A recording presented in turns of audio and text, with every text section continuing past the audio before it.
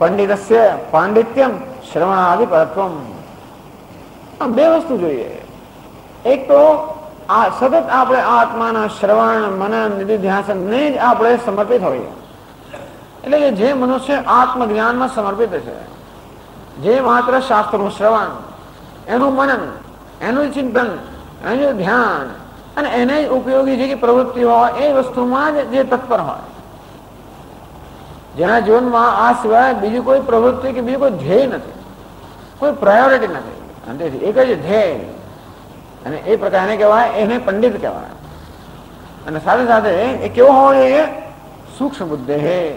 એની બુદ્ધિમાં સૂક્ષ્મતા જોઈએ. માત્ર શાસ્ત્રનું શ્રવણ કરીએ એટલું પૂરતું નથી, પરંતુ જે શ્રવણ કરતા હોય એનો અર્થ ક્યારે સમજી શકાય? જ્યારે અન્વય વ્યતિરેક કુશલત્વમ. અન્વય વ્યતિરેક એટલે કે આમ આપણામાં થોડી પણ તર્ક બુદ્ધિ કે થોડીક વિચારવાની શક્તિ હોવી જોઈએ. ટૂંકમાં કંઈક પણ વિચારવાની શક્તિ હોય તો ગુરુજી આપણામાં એ શક્તિનો વિકાસ કરી શકે. મતલબ વેદાંત સાંભળતા સાંભળતા જે કે નાની મોટી શક્તિ આપણામાં વિકાસ થાય, જો આપણે પ્રયત્ન કરીએ તો, આપણે સહકાર આપીએ તો, આપણામાં જે કઈ શક્તિ બધાનો વિકાસ થાય ને. દરેકમાં બુદ્ધિ તો ભગવાન આપેલી જ છે. એટલે ભલે આપણે સંસ્કૃતના પંડિત ના હોઈએ કે ન્યાય શાસ્ત્રના પંડિત ના હોઈએ, એટલે પંડિત નો અર્થ એવો પંડિત કરવા નથી આવતો. પંડિત એટલે શ્રવણાદિ પરત્વમ પાંડિત્યમ. જે શાસ્ત્રનું શ્રવણમાં મનનમાં આ બધાનો સતત પ્રયત્ન કરી રહ્યો છે. અને શાસ્ત્રનું શ્રવણ કરતી વખતે હંમેશા અનેક પ્રકારની દલીલો સાથે આપણા અનુભવોના આધારે જ આ બધું નિરૂપણ થાય છે. વેદાંત શાસ્ત્રમાં શાસ્ત્રનું નિરૂપણ આપણા જીવનના અનુભવો પર આધારિત છે. આખી રામાયણ કે ભાગવતની કથા હોય કે રામચંદ્ર અનુભવ હોય કે કૃષ્ણ ભગવાનની વાત થતી હોય તો એને આપણે કોઈ સંબંધ ના હોય, એટલે આપણે કંઈક અન્યનું ચિંતન કરતા હોય એ રીતે અમે ચિંતન કરતા હોઈએ. પણ આ તો પોતાના વિશેનું જ્ઞાન હોવાને કારણે પોતાના જીવનના જે રોજ બરોજના અનુભવો છે એ અનુભવના આધારે જ ચર્ચા થાય. એટલે બધા સમજવા માટે ખરેખર અધિકારી છે જો સહકાર આપે તો. ના સમજ અમને આ સમજ ના પડે, આ તો બહુ અઘરું છે, અમે સંસ્કૃત ભણ્યા નથી વગેરે વગેરે. ભણ્યા નથી બરોબર, ભણી તો શકાય, સમજ ના પડે તો પણ સમજી શકાય. અને માત્ર સહકાર ધીમે ધીમે ધીમે આપણામાં જે કઈ આ શક્તિઓ છે દરેકમાં, તો વ્યવહારમાં તો આ લોકો બધા વ્યવહાર તો કરી શકતા હોય છે. શાક ખરીદવા તો કે વાસી શાક કોઈ નથી લઈ આવતું, પોતાની દ્રષ્ટિએ તો તાજું જ લઈ આવે છે. દરેક પારખીને લાવીએ છે. આમ પારખવાની શક્તિ તો છે, એ જ પારખવાની શક્તિ, એ જ વિવેક શક્તિનો આમાં ઉપયોગ કરવાનો છે. જ્યારે જુદી રીતે બધી દલીલો પણ આપણે કરીએ છીએ. કોઈને પસંદગી કરવી હોય, પસંદગી ના કરવી હોય, કે વ્યવહારમાં કાર્ય કરવું હોય તો બધી આપણે બધું વિચારતા હોઈએ છીએ કે આમ કરવાથી શું થાય, તેમ કરવાથી શું થાય. અને તેથી આ પ્રકારની વિચારોની શક્તિ પણ આપણામાં છે. એ બધી શક્તિઓમાં કામે લગાડવાની છે. આમ ક્ષમા, દમા, ઉપરમા, દીક્ષા આ બધા ગુણો આપણામાં એક અથવા બીજા અંશે હોય છે. માત્ર એ ગુણોને વિકસાવવાના છે, એ શક્તિઓને વિકસાવવાની છે, એની શક્તિનો આમાં પ્રયોગ કરવાનો. એ ક્યારે થાય? આમાં આપણે રુચિ હોય, રસ હોય, આમાં આપણી મહત્વ બુદ્ધિ હોય, આમાં આપણી કમિટમેન્ટ હોય, નિષ્ઠા હોય. અને ધીમે ધીમે બીજા બધામાં જ આપણું મન ખસેડી લઈએ. બીજી બધી માથાકૂટ કે વ્યવહારમાં ધીમે ધીમે મનને આપણે સંકેલી લઈએ. તો આ સૂક્ષ્મ બુદ્ધિને પાંડિત્ય બધાને પ્રાપ્ત થાય. કેટલાય ગામડાના લોકો છે બધા આપણા, કેટલાય બધા લોકો, કેટલાય બધા મહાપુરુષો થઈ ગયા એમાં, કે એવું ભણેલા ના હોય અને છતાં પણ એવી સૂક્ષ્મ બુદ્ધિ તો હોય. એટલે કે છે કે અસ્મદાદેહ એવા સૂક્ષ્મ બુદ્ધેઃ પંડિતસ્ય કસ્યચિદ વિજ્ઞેયો ભવતિ. અને તેથી એવું કોઈ કે દુર્લભ મનુષ્ય હોય જે અમારા જેવો પંડિત હોય, એટલે કે વિચારમાં કુશળ હોય, અથવા અને સૂક્ષ્મ બુદ્ધિ હોય, વિચારમાં કુશળ હોય, પંડિતો અર્થાત શ્રવણ વગેરેને તત્પર થયેલા હોય, શ્રવણમાં સમર્પિત હોય, એને આવો આત્મા કેવો છે? સ્થિતિ ગતિ નિત્ય અનિત્યાદિ વિરુદ્ધ અનેક ધર્મોપાધિકત્વા. ખરેખર આ બધા વિરુદ્ધ ધર્મો કે ઉપાધિના છે. નિત્ય અનિત્ય, સ્થિતિ ગતિ. સ્થિતિ એટલે સ્થિર હોવું, કોનો ધર્મ છે? ઉપાધિનો. એટલે ગતિમાન હોવું એ પણ કોનો ધર્મ છે? ઉપાધિનો. કાર્યશીલ હોવું કોનો ધર્મ છે? ઉપાધિનો. નિષ્ક્રિયતા એ પણ કોનો ધર્મ છે? ઉપાધિનો. આત્મા અકર્મ છે, નિષ્ક્રિય નથી. નિષ્ક્રિય એટલે એ ઉપાધિનો ધર્મ છે. આમ સક્રિયતા નિષ્ક્રિયતા, ગતિ સ્થિતિ, મોટું નાનું, દૂર નજીક, સારું ખરાબ, અહીં ત્યાં, આ બધું સાચું ખોટું, પાપી પુણ્યશાળી, આ બધા વિરુદ્ધ ધર્મો કોના છે? ઉપાધિના. એક જ ઉપાધિમાં બધા વિરુદ્ધ ધર્મો. એક જ માણસ જે પાપી છે ક્યારેક પુણ્યશાળી પણ હોય, જે અત્યારે સુખી છે ક્યારેક દુઃખી પણ હોય. આમ એક જ ઉપાધિમાં આ બધા વિરુદ્ધ ધર્મો રહેલા છે.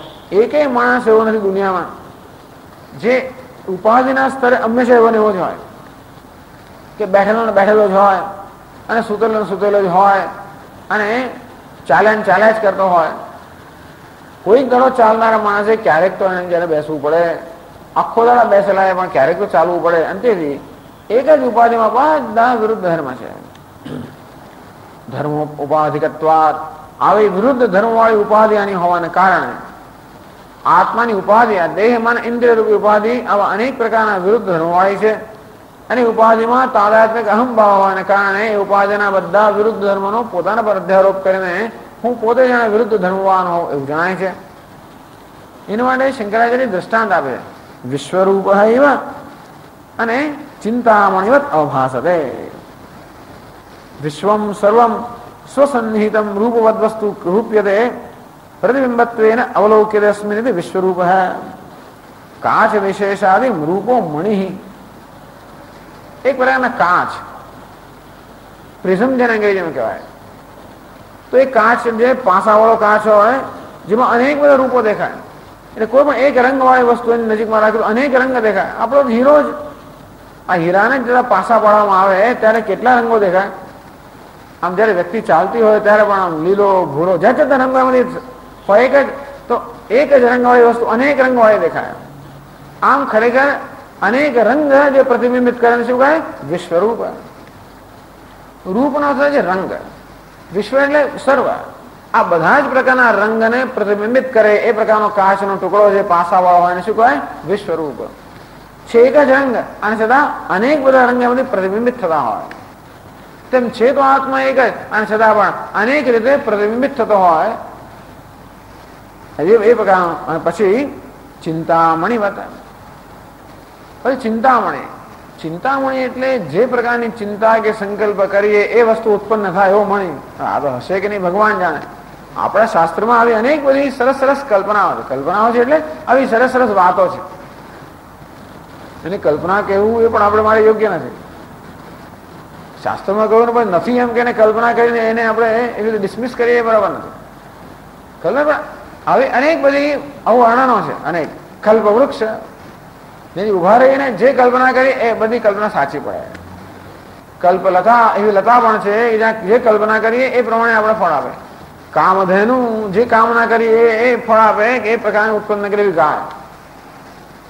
તેમ ચિંતામણી જે પ્રકારનું ચિંતન કરીએ એવી વસ્તુ બની જાય, એવી દેખાય. એમાં ઘણા લોકો કાચના ગોળા નથી આવતા, જાત જાતનું જોતા હોય છે એવું કે ચિંતામણી. અને ચિંતામણી એટલે કે યદ્યત ચિંત્યતે તત્ત ચિંતોપાધિકમ એવ અવભાસતે. ભૂતની ચિંતન કરીએ તો તરત મણી ભૂત જેવો દેખાય. જે આપણે અથવા આપણે દેવ એવું ચિંતન કરીએ એના જેવો દેખાય. આ મણી અનેક પ્રકાર, આપણે જેમ જેમ વિચાર કરીએ તેમ તેમ અનેક પ્રકારના રૂપ જે ધારણ કરતો એવા મણી છે. પેલો કાચ કેવો છે? જે રંગ હોય એ રંગને વિવિધ રૂપે પ્રતિબિંબિત કરે. આ મણી કેવો છે? મણી પોતે જ અનેક રીતે અવભાષિત. આત્મામાં બંને છે. એની માયા શક્તિને કારણે એક જ આત્મા અનેક રૂપે ભાસતો હોય. જે કહીએ એમ ભાષે. ઇન્દ્રો માયાભિ પુરુરૂપ ઈયતે. આ પરમાત્મા પોતાની માયાથી અનેક રૂપે ભાસતો હોય છે. એક જ પરમાત્મા અનેકત્વનો આભાસ કરાવતો હોય છે. અનેક જ પરમાત્મા પોતાની શક્તિને કારણે અનેક રૂપે ભાસતો હોય છે. આમ બે દ્રષ્ટાંત આપ્યા.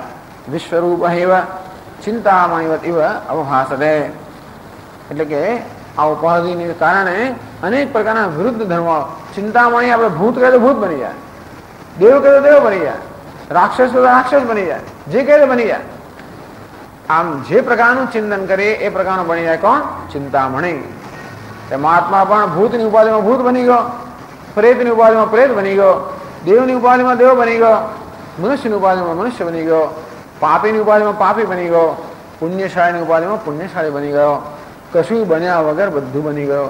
ખરેખર જો બની જતો હોત તો પછી એ બિચારો એના મૂળ રૂપમાં આવી જ ના શકે. અને છતાં કંઈ પણ બન્યા વગર આ અવભાસતે, એટલે કે ચિંતામણ અવભાસતે, ખરેખર બન્યા વગર આ બધું જાણે કે બની ગયો. દોરડું સર્પ બન્યા વગર સર્પ રૂપે ભાસતું હોય, રજ્જુ રૂપે માળા રૂપે ભાષે, અનેક રૂપે જેમ ભાસતું હોય તેમાં આત્મા પણ અનેક રૂપે ભાસી રહ્યો. અનેક વિરુદ્ધ ધર્મવાળો ભાસી રહ્યો હોવાને કારણે એને જાણવો અત્યંત કઠિન છે. અને તેથી કોઈક વિરલ કે દુર્લભ અધિકારી પુરુષ અમારા જેવો હોય તે જ જાણી શકે.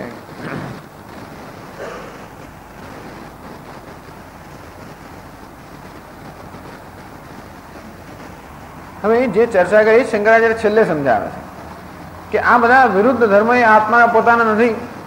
આ બધા વિરુદ્ધ ધર્મ ઉપાધિના છે. આત્મા પોતે તો સર્વ ધર્મથી મુક્ત છે. એક ધર્મ વાળો ને સર્વ ધર્મથી મુક્ત હોવાને કારણે આ બધા વિરુદ્ધ ધર્મો ક્યાં છે? ઉપાધિમાં છે. એ શંકરાચાર્ય હવે પછી સમજાવે છે. કરણાનામ ઉપશમઃ શયનમ કरणजनितस्य एकदेश विज्ञानस्य उपशमः शयानस्य भवति यदा च एवं केवल सामान्य विज्ञानत्वात् सर्वतो याति इव यदा विशेष विज्ञानस्थः स्वेन रूपेण स्थित इव सन् मन आदिगतिषु तदुपादिकत्वात् दूरं व्रजति इव स च इहैव वर्तते. આગળ ન સમજાવ્યું તો શંકરાચાર્ય પાછળથી સમજાવે છે કે આ બધા વિરુદ્ધ ધર્મ આત્માના નથી, ઉપાધિના છે.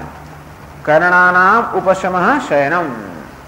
કરણ એટલે ઇન્દ્રિયો અને મનને કરણ કહેવામાં. ઇન્દ્રિયો એટલે બહારના કરણ, મન એટલે કે અંદરનું કરણ. આ બાહ્ય કરણ અને અંતઃકરણ આ બધાનું ઉપશમ.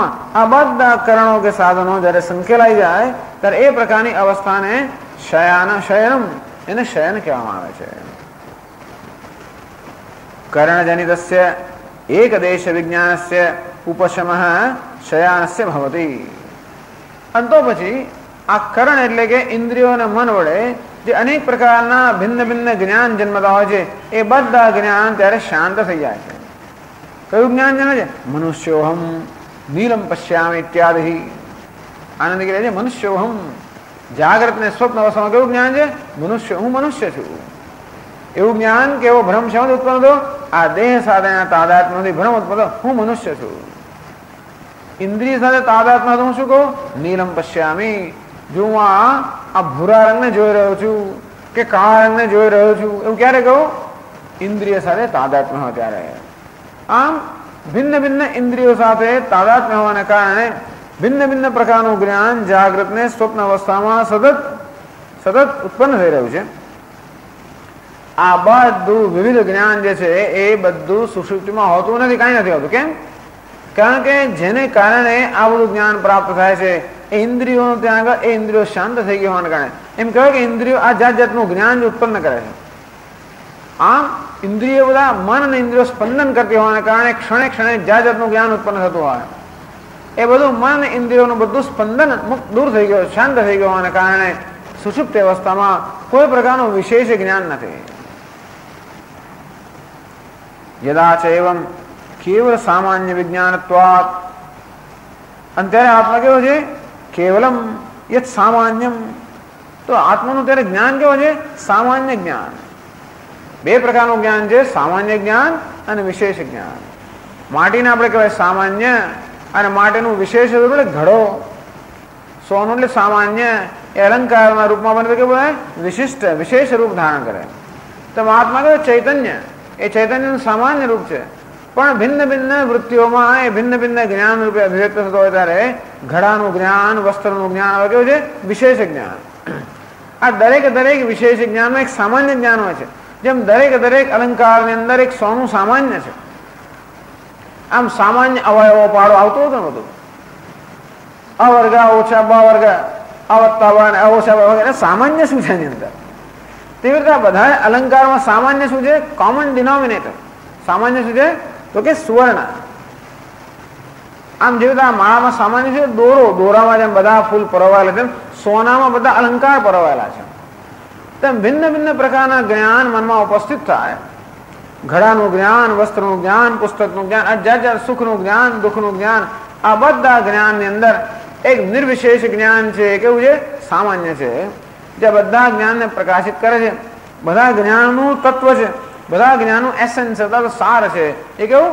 શુદ્ધ ચૈતન્ય, નિરુપાધિક નિર્વિશેષ ચૈતન્ય. કેવું છે? સામાન્ય જ્ઞાન. ત્યારે આત્મા એવા સામાન્ય જ્ઞાનના સ્વરૂપમાં હોય સુષુપ્તિની અંદર. જાગ્રત સ્વપ્નમાં વિશેષ જ્ઞાન ધરાવતો હોય, હું મનુષ્ય છું, ઘડો છું વગેરે, ઘડો જાણું છું વગેરે. અથવા અને સુષુપ્તિમાં ખાલી કઈ એવું હું કઈ છું એવું કઈ નહીં, ખાલી છું. માત્ર અસ્તિત્વનું જ જ્ઞાન છે. એમાં અસ્તિત્વ કોઈ પ્રકાર વિશેષતા નથી. અર્થાત અસ્તિત્વમાં વિશેષ કોણ પ્રદાન કરે છે? આ મન ઇન્દ્રિય રૂપી ઉપાધિ. કેવળ સામાન્ય વિજ્ઞાનત્વાત, કેવળ એટલે કોઈ પ્રકારની ઉપાધિ શૂન્ય જે સામાન્ય જ્ઞાન છે, ચૈતન્ય સ્વરૂપ જ્ઞાન છે, એ પ્રકારનો હોવાને કારણે સર્વતો યાતિ, એ જાણે કે સર્વત્ર પ્રસારિત છે. અર્થાત સર્વ દેશ અને કાળમાં એ જ્ઞાન હોવાને કારણે સૂતેલો હોવા છતાં પણ સર્વત્ર છે એવું જણાય. યદા વિશેષ વિજ્ઞાનસ્થ સ્વેન રૂપેણ સ્થિત એવ સન મન આદિશુ ગતિષુ મન આદિ ગતિષુ, એ કહે છે જાગરણ સ્વપ્નમાં વિશેષ વિજ્ઞાનસ્થ સ્વેન રૂપેણ સ્થિત એવ, જાગરણ સ્વપ્નની અંદર પોતે સાક્ષી હોવાને કારણે કોઈ ગતિ નથી, અચલ છે. અને છતાં પણ મન આદિ ગતિષુ તત ઉપાધિગત્વાત વિશેષ વિજ્ઞાનસ્થ સન, આ મન સાથે તારક ન હોવાને કારણે અનેક પ્રકારના વિશેષ જ્ઞાન જ્યારે ધરાવતો હોય, વિશેષ ખ્યાલો ધરાવતો હોય, મનુષ્ય છું, પુરુષ છું, સ્ત્રી છું, બ્રાહ્મણ છું, સુખી છું, દુઃખી છું, અહીં છું, ત્યાં છું, આમ અનેક પ્રકારના વિશેષ ખ્યાલ ધરાવતો હોવાને કારણે, મનની સાથે તાદાદ ન હોવાને કારણે જ્યાં પણ મન જાય ત્યાં જાણે કે આત્મા જતો હોય છે. તદુપાધિકત્વાદ દૂરમ વ્રજદીવ, અંતેથી આ મનરૂપી ઉપાધિને કારણે આત્મા અનેક જગ્યાએ જતો હોય. વાસ્તવમાં આત્મા અચલ છે, એ ક્યાંય ન હોય એવું હોય જ નહીં ને. સર્વવ્યાપી હોવાને કારણે એવું એક પણ સ્થળ નહીં આત્મા ન હોય. એટલે અનેજ દેકમ માનસ જવીય નહીં દેવા આત્મવન પૂર્વમર્ષત. આ અચલ હોવા છતાં પણ સર્વત્ર જાણે જાય છે અને મન કરતા પણ ગતિમાન. દેવતાઓ કે ઇન્દ્રિયો પણ ન પામી શકે, કારણ કે સર્વવ્યાપી છે, સર્વને પ્રકાશિત કરનાર છે. અને સ્થિર કે અચલ હોવા છતાં પણ આ મનની સાથે તાદાત્મ્ય હોવાને કારણે, મનની ગતિને પોતાની ગતિ માનતો હોવાને કારણે જાણે કે દૂર ન જતો હોય એવો ભાસે છે. આમ દૂર જવું એ પણ ભાસે છે, અનેક રૂપે ભાસવું એ પણ આભાસ છે. આત્મા એક છે, અચલ છે, સ્થિર છે, ચૈતન્ય સ્વરૂપ છે, નિર્વિશેષ જ્ઞાન સ્વરૂપ. આવો આત્મા ઉપાધિને કારણે જે અનેક વિરુદ્ધ ધર્મો ભાસે છે એને કોઈ વિશિષ્ટ અધિકારી જાણી શકે, ગમે તે ન જાણી શકે એમ કરીને અધિકારીત્વ બતાવે છે. ઓમ પૂર્ણમદ પૂર્ણમિદમ પૂર્ણાત પૂર્ણમુદચ્યતે પૂર્ણસ્ય પૂર્ણમાદાય પૂર્ણમેવાવશિષ્યતે.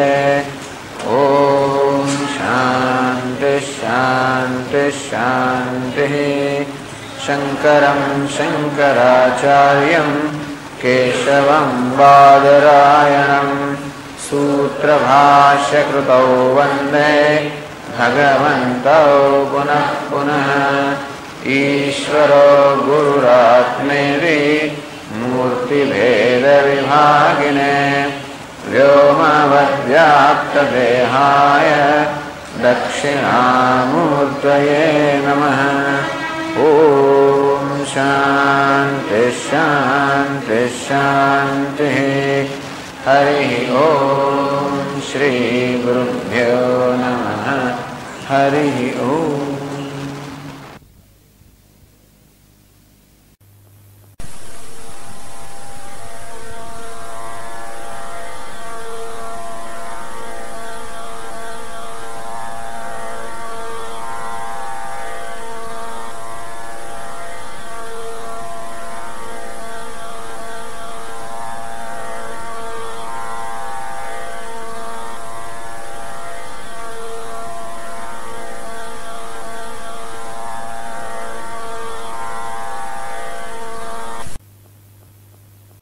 नमो भगवते वैवस्वताय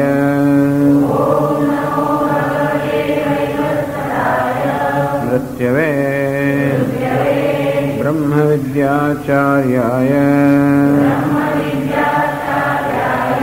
नचिकेतसे च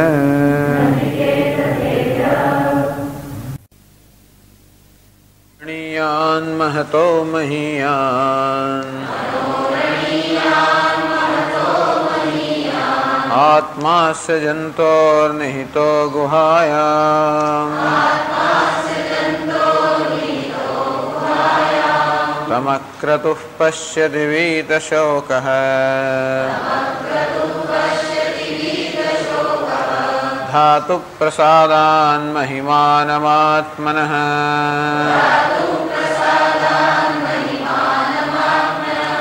आसीनो दूरं व्रजते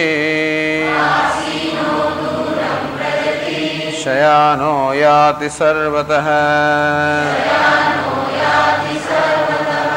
कस्तं मदामदं देवं मदन्यो ज्ञातुमर्हते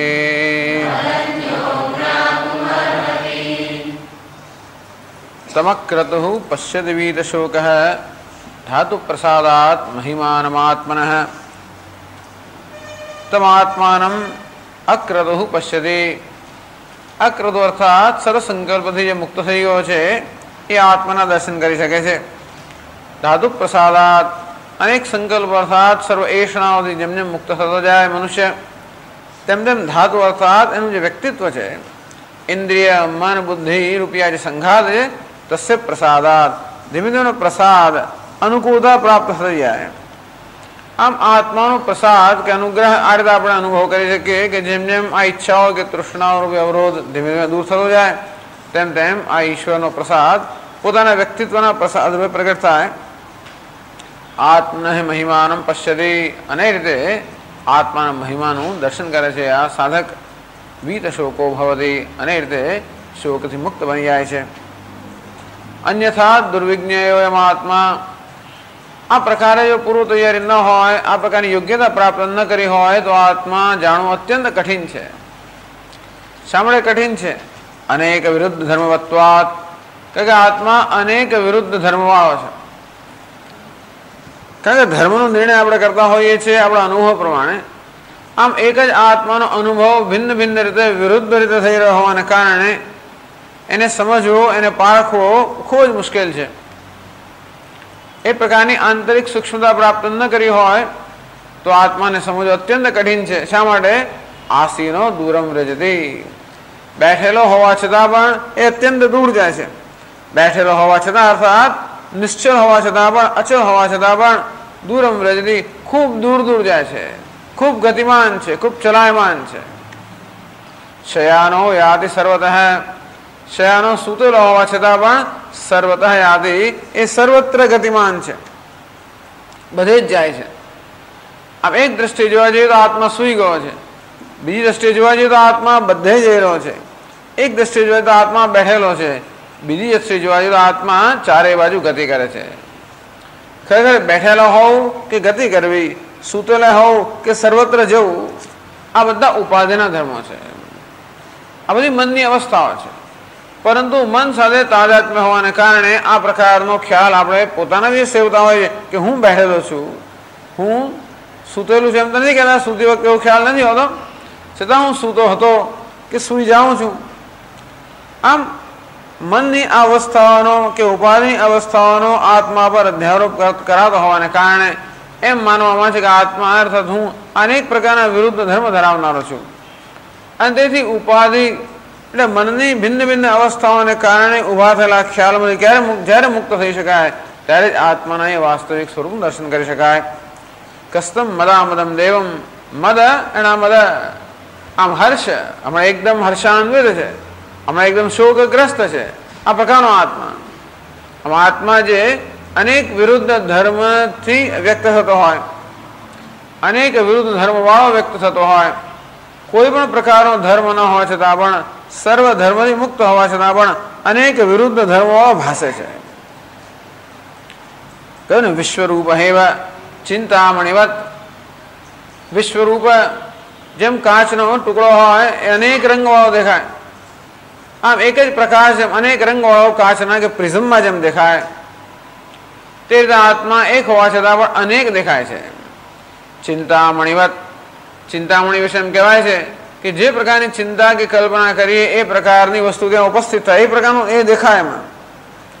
તમ આત્માની જાણે કોઈ અચિંત્ય શક્તિ હોય અને જેમ જેમ સંકલ્પ થતો જાય તેમ તેમ જાણે ઉત્પત્તિ ન થતી હોય, એટલે આવી જાતની કઈ અચિંત્ય શક્તિ જાણે કે આત્મામાં હોય. આત્મા તો સર્વ શક્તિઓથી પણ પર છે, અને છતાં પણ એ જ સર્વનું અધિષ્ઠાન હોવાને કારણે, સર્વને અનુકૂળ હોવાને કારણે, સર્વના ધર્મ જાણે કે ગ્રહણ કરતો હોવાને કારણે, જેમ એક સ્ફટિક હોય એમાં લાલ રંગનું ફૂલ એની બાજુ મૂકીએ તો સ્ફટિક લાલ દેખાય, અને પીળા રંગનું ફૂલ મૂકે તો સ્ફટિક પીળો દેખાય.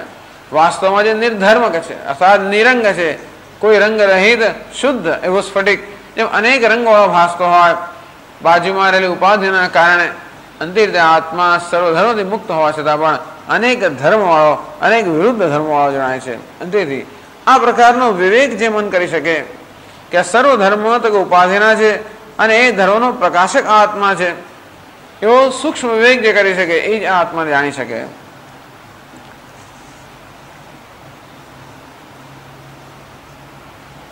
અને આગળ કહે છે હવે 22મા મંત્રમાં,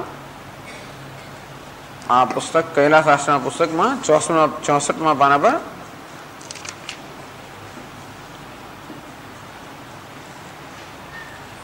એકદમ પહેલી જ લાઈનમાં કહે છે, તદ્વિજ્ઞાનાચ શોકાત્યઃ ઇત્યપि દર્શયતે. તદ્વિજ્ઞાનાચ એ આત્માના વિજ્ઞાનથી અર્થાત જ્ઞાનથી શોકાત્યઃ મનુષ્ય સર્વ શોકથી મુક્ત થઈ જાય છે અથવા શોકને પાર કરી જાય છે. ઇત્યપि દર્શયતિ એ પણ હવે બતાવે છે. કયું ઉત્તમ ક્રતુ પશ્યતિ વીત શોક, જે સાધક અર્થાત જિજ્ઞાસુ અને દર્શન કરે છે એ શોકથી મુક્ત થઈ જાય છે. છંદોગી ઉપનિષદમાં કહે છે તરત શોકમ આત્મવિત, આત્માનો જ્ઞાતા સર્વ શોકને પાર કરી જાય છે. એવું જ અહીં કહે છે કે કેવી રીતે આત્મજ્ઞાનથી આ મનુષ્ય સર્વ શોકથી મુક્ત થઈ જાય છે. 22મા મંત્રમાં કહે છે, અશરીરમ શરીરેષુ અનવસ્થેષ્વસ્થિતમ મહાંતમ વિભુમાત્માનમ મત્વા ધીરો ન શોચતે.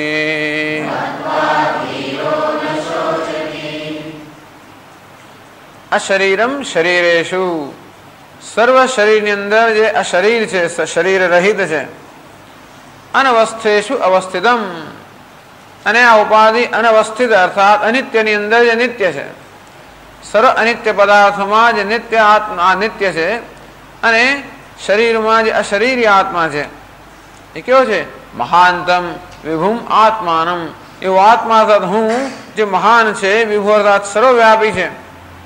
મત્વા ધીરો ન શોચતી, આત્માના આ પ્રકારે દર્શન કરીને ધીર અર્થાત બુદ્ધિમાન વિજ્ઞાની પુરુષ ન શોચતી, ફરી ક્યારેય શોકને પ્રાપ્ત થતો નથી. ભાષ્યમાં સમજાવે છે, અશરીરમ સ્વેન રૂપેણ આકાશકલ્પ આત્મા તમ અશરીરમ શરીરેષુ દેવ પિતૃ મનુષ્યાદિ શરીરેષુ અનવસ્થેષુ અવસ્થિતિરહિતેષુ અનિત્યેષુ અવસ્થિતમ નિત્યમ અવિકૃતમ ઇત્યેતદ.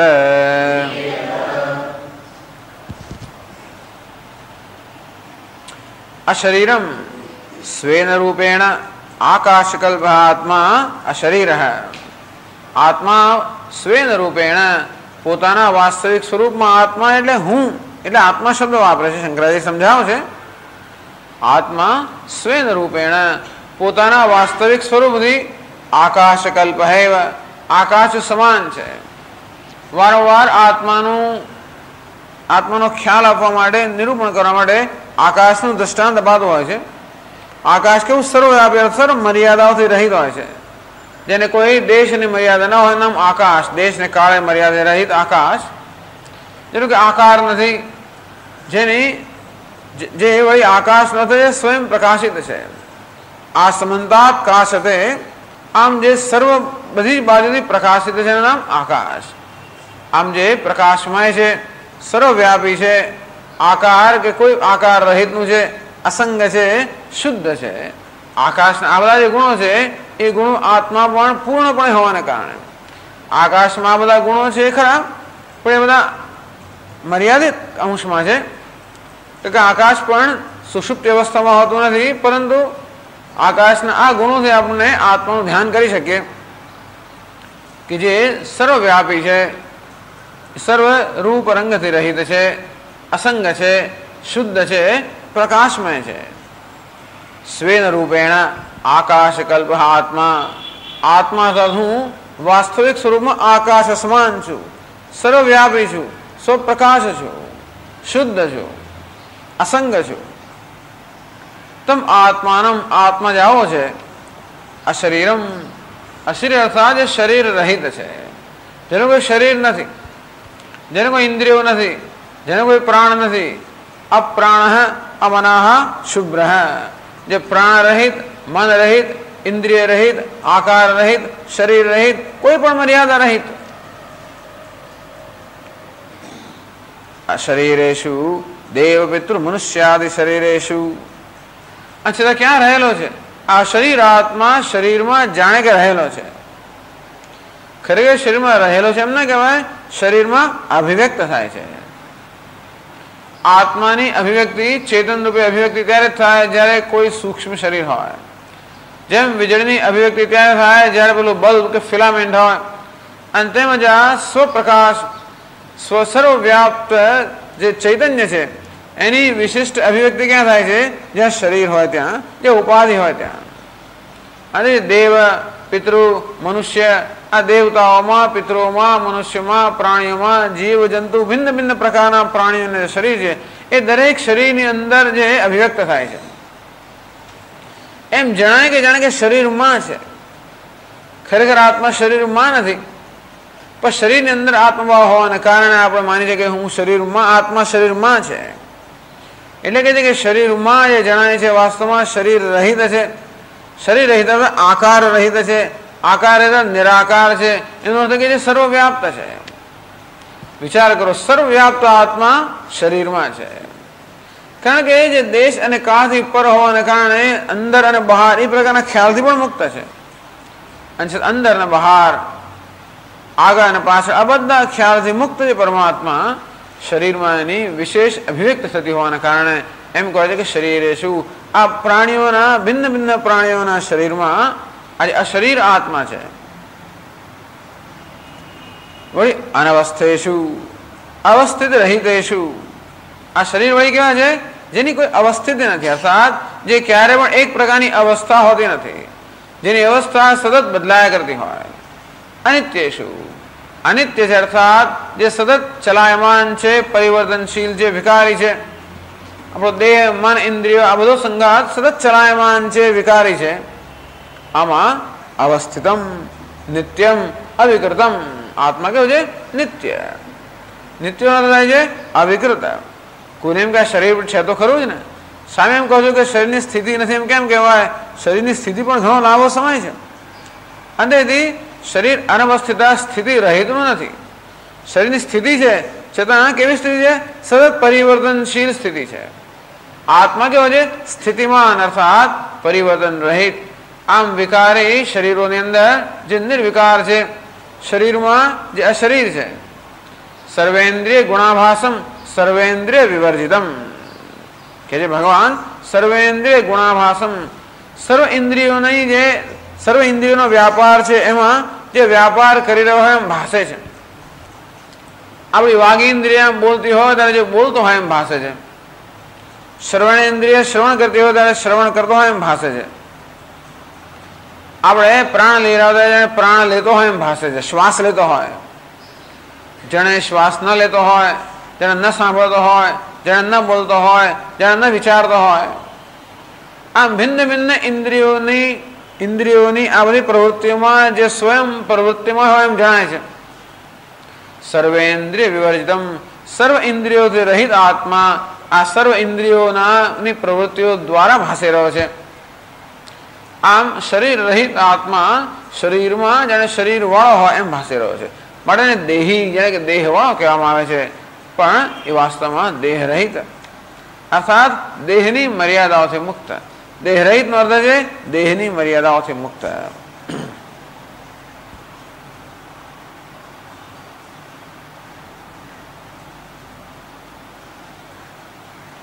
આગળ ગયા છે પછી મહાંતમ મહત્વસ્ય આપેક્ષિકત્વ શંકાયામ આહ વિભુમ વ્યાપિનમ આત્માનમ આત્મગ્રહણમ સ્વતઃ અનન્યત્વ પ્રદર્શનાર્થમ आत्मशब्द प्रत्यगात्म विषय एव मुख्य है. आम सर्व शरीरों शरीर रहित विकारी के परिवर्तनशील उपाधि में विकार परिवर्तन रहित आत्मा है. केवो है शू नहीं है पहला कहू. आत्मा तो के शरीर नहीं, आत्मा तो के विकार नहीं. आत्मा केवो है महानतम, જે મહાન છે. એટલે શંકરાચાર્ય કહે મહત્વ છે આપેક્ષિકત્વાત. સામાન્ય રીતે જ્યારે જ્યારે મહાનતાનો વિચાર કરીએ ત્યારે કશી ને કશી સરખામણીથી કરતા હોઈએ. એક વસ્તુ બીજા કરતા મહાન છે કે એક વસ્તુ બીજાની સરખામણીમાં મહાન છે. અને તેથી કોઈ પણ વસ્તુની મહત્તા હંમેશા આપેક્ષિક એટલે કશાકની અપેક્ષાએ હોય છે. એક વસ્તુ જે બીજાની અપેક્ષાએ મહાન છે એ વળી ત્રીજાની અપેક્ષાએ લઘુ પણ હોવાની. આમ આ હોલ મોટો છે પણ બીજા મોટા હોલની સરખામણીમાં નાનો હોય. અને તે રીતે આત્મા બીજા કશાની સરખામણીમાં મહાન હોય તો વળી બીજા કોઈકની સરખામણીમાં અલ્પ પણ હોઈ શકે. એટલે આત્માનું મહત્વ મહાનતા કે આપેક્ષિક કશાની અપેક્ષા પર આધારિત નથી. એટલે કે આપેક્ષિકત્વ શંકાયામાં કદાચ કોઈને એમ કે આત્મા મહાન છે, હું મહાન છું ખરો, અને છતાં પણ એટલો મોટો નહીં. તો કે છે વિભુમ વ્યાપિનમ આત્માનમ વિવિધેન ભવતી ઇતિ વિભુ. જે વિવિધ રીતે ભિન્ન ભિન્ન રૂપે અસ્તિત્વમાં આવતો હોય કે ઉપસ્થિત થતો એનું નામ વિભુ. વિભુ એટલે વ્યાપી, જે સર્વવ્યાપી છે. આત્મા કેવો છે વિભુ, સર્વવ્યાપી અને મહાન એટલે કે સર્વથી મહાન, જેની મહત્તાની કોઈ મર્યાદા નથી. એટલે બ્રહ્મ શબ્દ સમજાવતા કે સ્વામી બ્રહ્મ શબ્દ બૃહ ધાતુમાંથી બન્યો છે. બૃહનો અર્થ મહાન. તે બૃહ ધાતુમાંથી બનેલો બ્રહ્મ શબ્દ એટલે કે મહાન.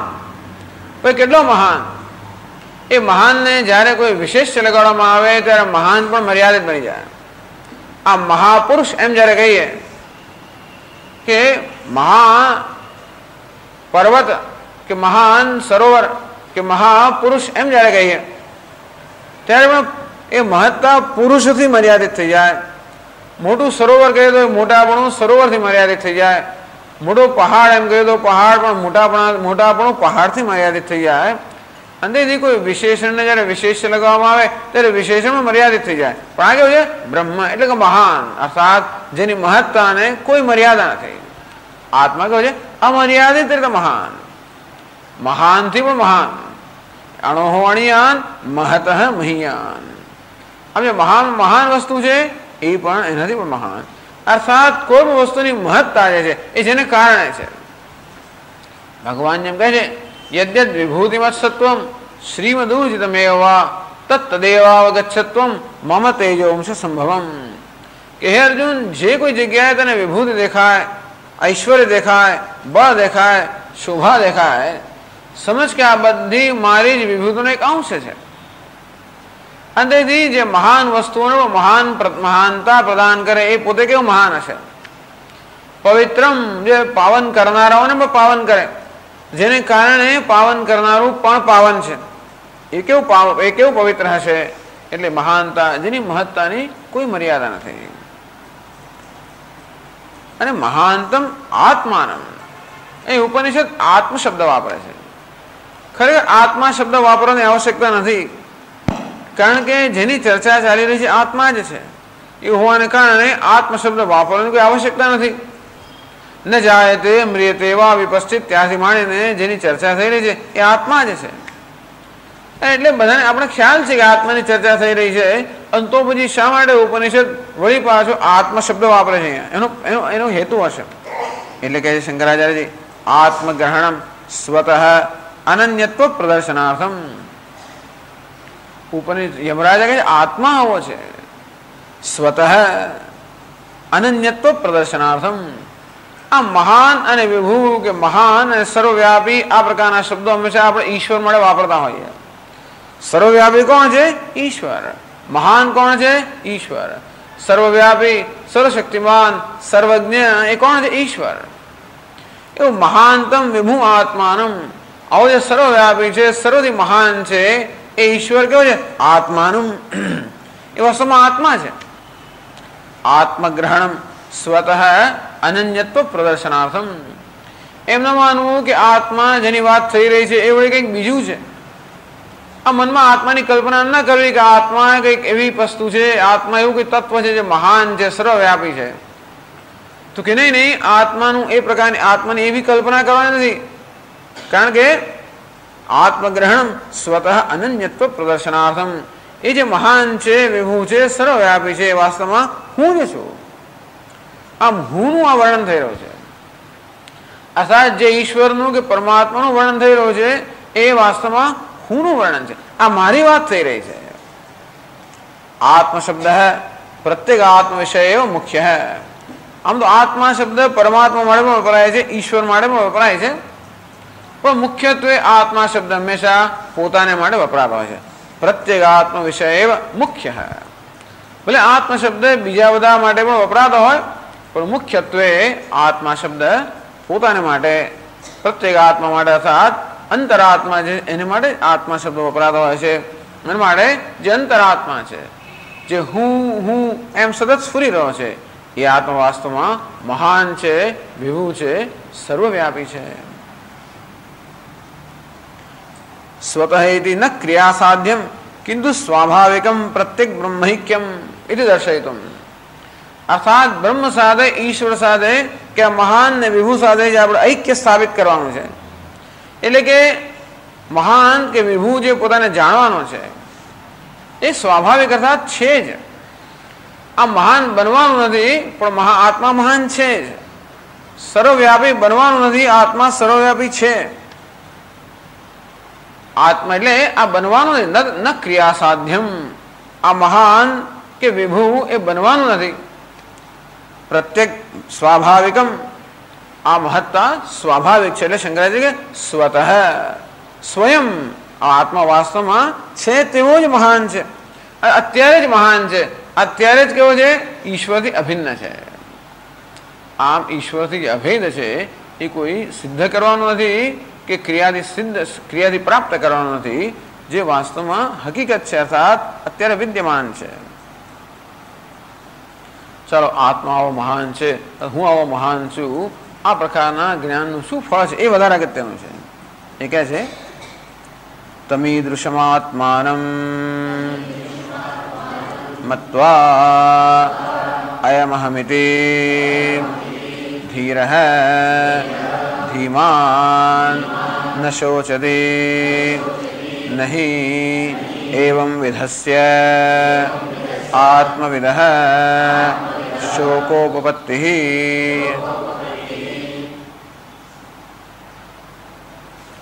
તમ ઈદૃશમાત્માનમ મત્વા અહમેવ પરમ બ્રહ્મ ઇતિ સાક્ષાત્કૃત્ય. આવો જે આત્મા છે એને જાણીને, અર્થાત આત્માને આ રીતે જાણીને, આવો આત્મા છે એને જાણીને નહીં, પણ જે આત્મા છે ને આ રીતે જાણીને. આપણે એમ કે હું આત્મા તો ભગવાનનો અંશ, બધા લોકો એમ જ કે સ્વામી આત્મા તો પરમાત્માનો અંશ છે, એ પરમાત્માઓ મહાન વ્યાપી છે કે નહીં? આત્મા પરમાત્માનો અંશ નથી, કારણ કે પરમાત્માના ભાગલા પડી જ ન શકે. એને આપણે આમ ભાગલા પાડી કેવી રીતે શકીએ? કોઈના ભાગલા પાડે? જેમ કે આકાશના આપણે ભાગલા પાડી શકીએ? તલવાર આમ વીંજીએ ધારો કે, તો ટેબલના ટુકડા કરી શકાય. ગમે તેવી તલવાર વીંજીએ તો પણ શું આત્માના ટુકડા કરી, અરે આકાશના ટુકડા કરી શકાય? ન કરી શકાય. જે સૂક્ષ્મ છે સ્થૂળથી સ્થૂળની એની કોઈ અસર ન થાય. આમ સૂક્ષ્માદિ સૂક્ષ્મ આત્મા જે ચૈતન્ય, જે નિરાકાર કે સર્વ ધર્મથી રહિત છે, એનો કોઈ વિભાગ ન થઈ શકે. અવિભક્તમ વિભક્તેષુ. અને છતાં પણ આ જે વિભાગ એમ લાગે છે કે આત્મા અનેક ઉપાધિમાં વિભક્ત થઈ ગયો છે. એટલા માટે જ આપણા વિશેનો આપણો ખ્યાલ છે કે હું અલ્પ છું. એટલે ઉપનિષદ ખાસ કહે છે મહાનતમ, એટલે કે છે કે ધીરો ન શોચતી. હવે બધો શોક શેમાંથી જન્મે છે? પોતાની જાતને અલ્પ માનવાથી બધો શોક જન્મતો હોય છે. હું અલ્પ છું. આમ પોતાની અલ્પતાનો સ્વીકાર ન કરી શકાતો હોવાને કારણે પ્રત્યેક મનુષ્ય અંદરથી તો બહુ દુઃખી હોય છે. એક દુઃખ વૃત્તિ એક સતત અંદર હોય છે. સતત પોતાના વિશેનો એક અસંતોષ, પોતાનો એક તિરસ્કાર, પોતાના વિશેનો એક અસંતોષ સતત ચાલતો હોય છે. જેમ સંગીતકાર ગાઈ રહ્યો હોય કે બજાવી રહ્યો હોય અને પાછળ તાનપુરા પર જેમ શ્રુતિ વાગ્યા જ કરતી હોય સતત, બોલે ને એ બંધ થઈ જાય તો એ શ્રુતિઓ ચાલુ જ રહે. અંતે રીતે જે કે આપણે પ્રવૃત્તિઓ કરતા બધી પ્રવૃત્તિઓ શોકમાંથી જ જન્મતી હોય છે. જે કે કરતા હોય છે બધું શોકને કારણે જ કરતા હોય છે. અંદર શોક ને દુઃખ, વિષાદ, અને સતત પોતાની જાતને અલ્પ અલ્પ અલ્પ, તુચ્છ, હું તુચ્છ છું, તુચ્છ છું, તુચ્છ છું, આમ સતત આપણે ગાયા જ કરીએ.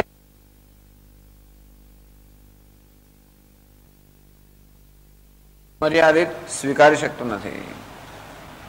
એક બાજુ હું તુચ્છ છું આ પ્રકારનો ખ્યાલ સેવા કરું છું, અને બીજી બાજુ એનો સતત વિરોધ કરું છું. આમ એક આંતરિક સંઘર્ષ સતત ચાલતો હોય. આ આંતરિક માણસ એટલા માટે સતત થાકેલો જ હોય છે. સંઘર્ષ, આંતરિક સંઘર્ષ, અને એ જ બધું દુઃખ ઉત્પન્ન કરે છે. સ્વામી હંમેશા કહે કે દુઃખ ક્યારેય તાત્કાલિક જન્મતું નથી. દુઃખ સ્વાભાવિક નથી, શોક સ્વાભાવિક નથી. એના માટે પ્રયત્ન કરવો પડે. આનંદ માટે કોઈ પ્રયત્ન ના કરવો પડે. સુખી હોવા માટે કોઈ પ્રયત્નની આવશ્યકતા નથી. બધો પ્રયત્ન મૂકી દે તો આપણે સુખી હોઈએ છીએ. જેમ ગાઢ નિદ્રામાં બધો પ્રયત્ન મૂકી દેતો, બધી માથાકૂટ મૂકી દીધી, અને તો કેવા છે આપણે ત્યાં નિરાંતનો, વિશ્રાંતિનો, સુખનો અનુભવ કરી છે. પણ જેવા જાગૃત થયા કે જે ઝઘડો, એ સંઘર્ષ શરૂ થઈ ગયો. હું મનુષ્ય છું, પુરુષ છું, સ્ત્રી છું, મોટો છું, નાનો છું. મોટો હોવ તોય નાનો જ છું. કોઈકની સરખામણીમાં મોટો હોવ તોય વળી બીજાની સરખામણી તો નાનો છું જ. આમ પોતાને મોટા કે મહાન કહેવાની આવશ્યકતા પણ હું નાનો છું એ પ્રકારની લાગણીમાંથી જ જન્મે છે. એવા ગ્રંથિમાંથી જ જન્મે છે. હું કંઈક છું એવું સિદ્ધ કરવાની આવશ્યકતા કેમ છે? હું અંદરથી જાણું છું હું કંઈક નથી. હું તો કાંઈ નથી, હું તો તણખલા સમાન છું એવું માનતો હોવાને કારણે સતત પોતાની જાતને પોતાની મહત્તા સ્થાપિત કરવાની સતત આવશ્યકતા રહે છે. આમ દરેક મનુષ્ય દરેક પરિસ્થિતિમાં પોતાની મહત્તા સ્થાપિત કરવાનો પ્રયત્ન કરતો હોય. કે અંદરથી એક અલ્પતા એવી ચાલી રહી છે, એનો એવો અસંતોષ છે. આમ પોતાનાથી જ અસંતોષ, અને પોતાનાથી અસંતોષ છે એ માણસ બીજા કશાથી સંતુષ્ટ ન થઈ શકે. ખરેખર આવું હોવાને કારણે કોઈ દિવસ આપણે એક ક્ષણભરનો આનંદ ન મળી શકવો જોઈએ. સતત દુઃખી, પણ ક્ષણભરનો આનંદ મળતો કેમ હોય છે? જ્યારે ક્ષણભર આ ખ્યાલ ભૂલી જઈએ ત્યારે. એટલે બહુ સરસ સમજાવે છે કે ભાઈ માણસ ખરેખર અલ્પ હોય તો કોઈ એક, અને અલ્પતા જો મારી સાચી હોય, અર્થાત વાસ્તવિક એકદમ અલ્પ હોવું, તુચ્છ હોવું, તણખલા સમાન હોવું, કઈ જેનો વિષાદ એવો ધારો કે ખરેખર હો, તો બે વસ્તુ થવી જોઈએ કે સતત એ પ્રકારનો અનુભવ થવો જોઈએ, અને સાથે સાથે એનો કોઈ વિરોધ ન હોવો જોઈએ. પોતાના સ્વભાવનો ક્યારેય વિરોધ ન થાય. તે સ્વભાવથી હું પુરુષ હોઉં અને સ્ત્રી હોઉં, મનુષ્ય હોઉં, અલ્પ હોઉં, મર્યાદિત હોઉં, તુચ્છ હોઉં, નાનકડો હોઉં, તો એ વસ્તુના સ્વીકારમાં મને કોઈ પ્રકારની મુશ્કેલી ન હોવી જોઈએ. પરંતુ ક્યારેય પણ મારી અલ્પતા કે મર્યાદિતતા હું સ્વીકારી શકતો નથી. એ જ બતાવે છે કે અલ્પતાનો ખ્યાલ અસ્વાભાવિક છે, સ્વાભાવિક નથી. એટલે ઉપનિષદ માત્ર આ પોતાના સ્વભાવનું જ નિરૂપણ કરે છે. આત્માનમ એટલે કે સ્વતઃ મહાંતમ તત્વમસી, તું મહાન છે. આવું કેમ કહેવાની જરૂર પડી? સતત શ્વેત કહેતો કે હું અલ્પ છું, અલ્પ છું, અલ્પ છું, હું ઘેટું છું, ઘેટું છું, ઘેટું છું. ત્યારે કહેવાની આવશ્યક, તું ઘેટું નથી, સિંહ છે. આમ સિંહ પોતાની જાતને ઘેટું માની લે અને કેવું પીડાય, કેવું ભય. ઘેટાનો બીજાને ભય હોય સતત. શાનો ભય હોય? સિંહનો જ ભય હોય. આમ સિંહ સતત સિંહના ભયથી પીડાઈ રહ્યું છે. કેમ પીડાઈ રહ્યું છે? હું ઘેટું છું, એ પ્રકારના ખ્યાલ થઈ. આમ પોતાને ઘેટું માને છે અને સાથે સાથે એ ઘેટાપણાનો જરાય સંતોષ નથી. આમ પોતાને અલ્પ માનીને એ અલ્પતાના સતત વિરોધને કારણે એક આંતરિક સંઘર્ષથી બહુ દુઃખ વિષાદ જન્મતો હોય છે. પરંતુ એ અલ્પતા વાસ્તવિક, કારણ કે ક્યારેક ક્યારેક પણ મનુષ્ય એ અલ્પતાના ખ્યાલમાંથી મુક્ત થઈ જાય. કંઈક આપણે ગમતી વસ્તુ બની, કંઈક આપણે જોઈતી વસ્તુ મળી, કંઈક એવી ક્ષણ આવી ગઈ જ્યારે આ અલ્પતાની ગ્રંથિમાંથી ક્ષણભર પણ હું મુક્ત થઈ ગયો, ત્યારે હું મુક્તિનો અનુભવ કરું છું. એ શેની મુક્તિનો અનુભવ છે? એ અલ્પતાની જ મુક્તિ. સ્વામી બહુ આનંદમાં છું આજે. શેનો આનંદ છે? આ અલ્પતામાંથી ક્ષણભર મુક્ત થઈ ગયો. એટલે જ કહે છે ઉપનિષદ તત્વમસી. એ અલ્પતામાંથી અનુભવ કરે મુક્ત, એ મુક્ત તું છે, એ તારું સ્વરૂપ છે. આમ ઉપનિષદ કહે છે આપણને કે જે સતત અનુભવાઈ રહ્યું છે, સતત જે ખ્યાલ આપણે સેવી છે કે હું દુઃખી છું, એ મારું વાસ્તવિક સ્વરૂપ નથી. પણ વર્ષમાં 1 મિનિટ જે આમ થાય છે મને કે હું આનંદમાં છું, કે દિવસમાં એકાદ ક્ષણ ક્યારેક ક્યારેક દુઃખ દુઃખ દુઃખ દુઃખમાં જરાક સુખ આવે ત્યારે દુઃખ દુઃખ દુઃખમાં, પણ એ અનેક દુઃખની અંદર સુખની એક જ ક્ષણ છે. એ ક્ષણિક વસ્તુ ક્ષણિક નથી, પણ એ વાસ્તવિક છે, અર્થાત એ મારું સ્વરૂપ છે. આમ ચિંતન કરવું, આ આત્મા વિશે તો એ ચિંતન કરવું કે ફલાણી ક્ષણે મારો કેવો અનુભવ હતો. કલ્પના કરવી, એવી કલ્પના કરવી કે હું એક આદર્શ પરિસ્થિતિ, મને જે જોઈએ બધું જ છે, જે વસ્તુ મને ઈચ્છા હોય એ બધું જ છે.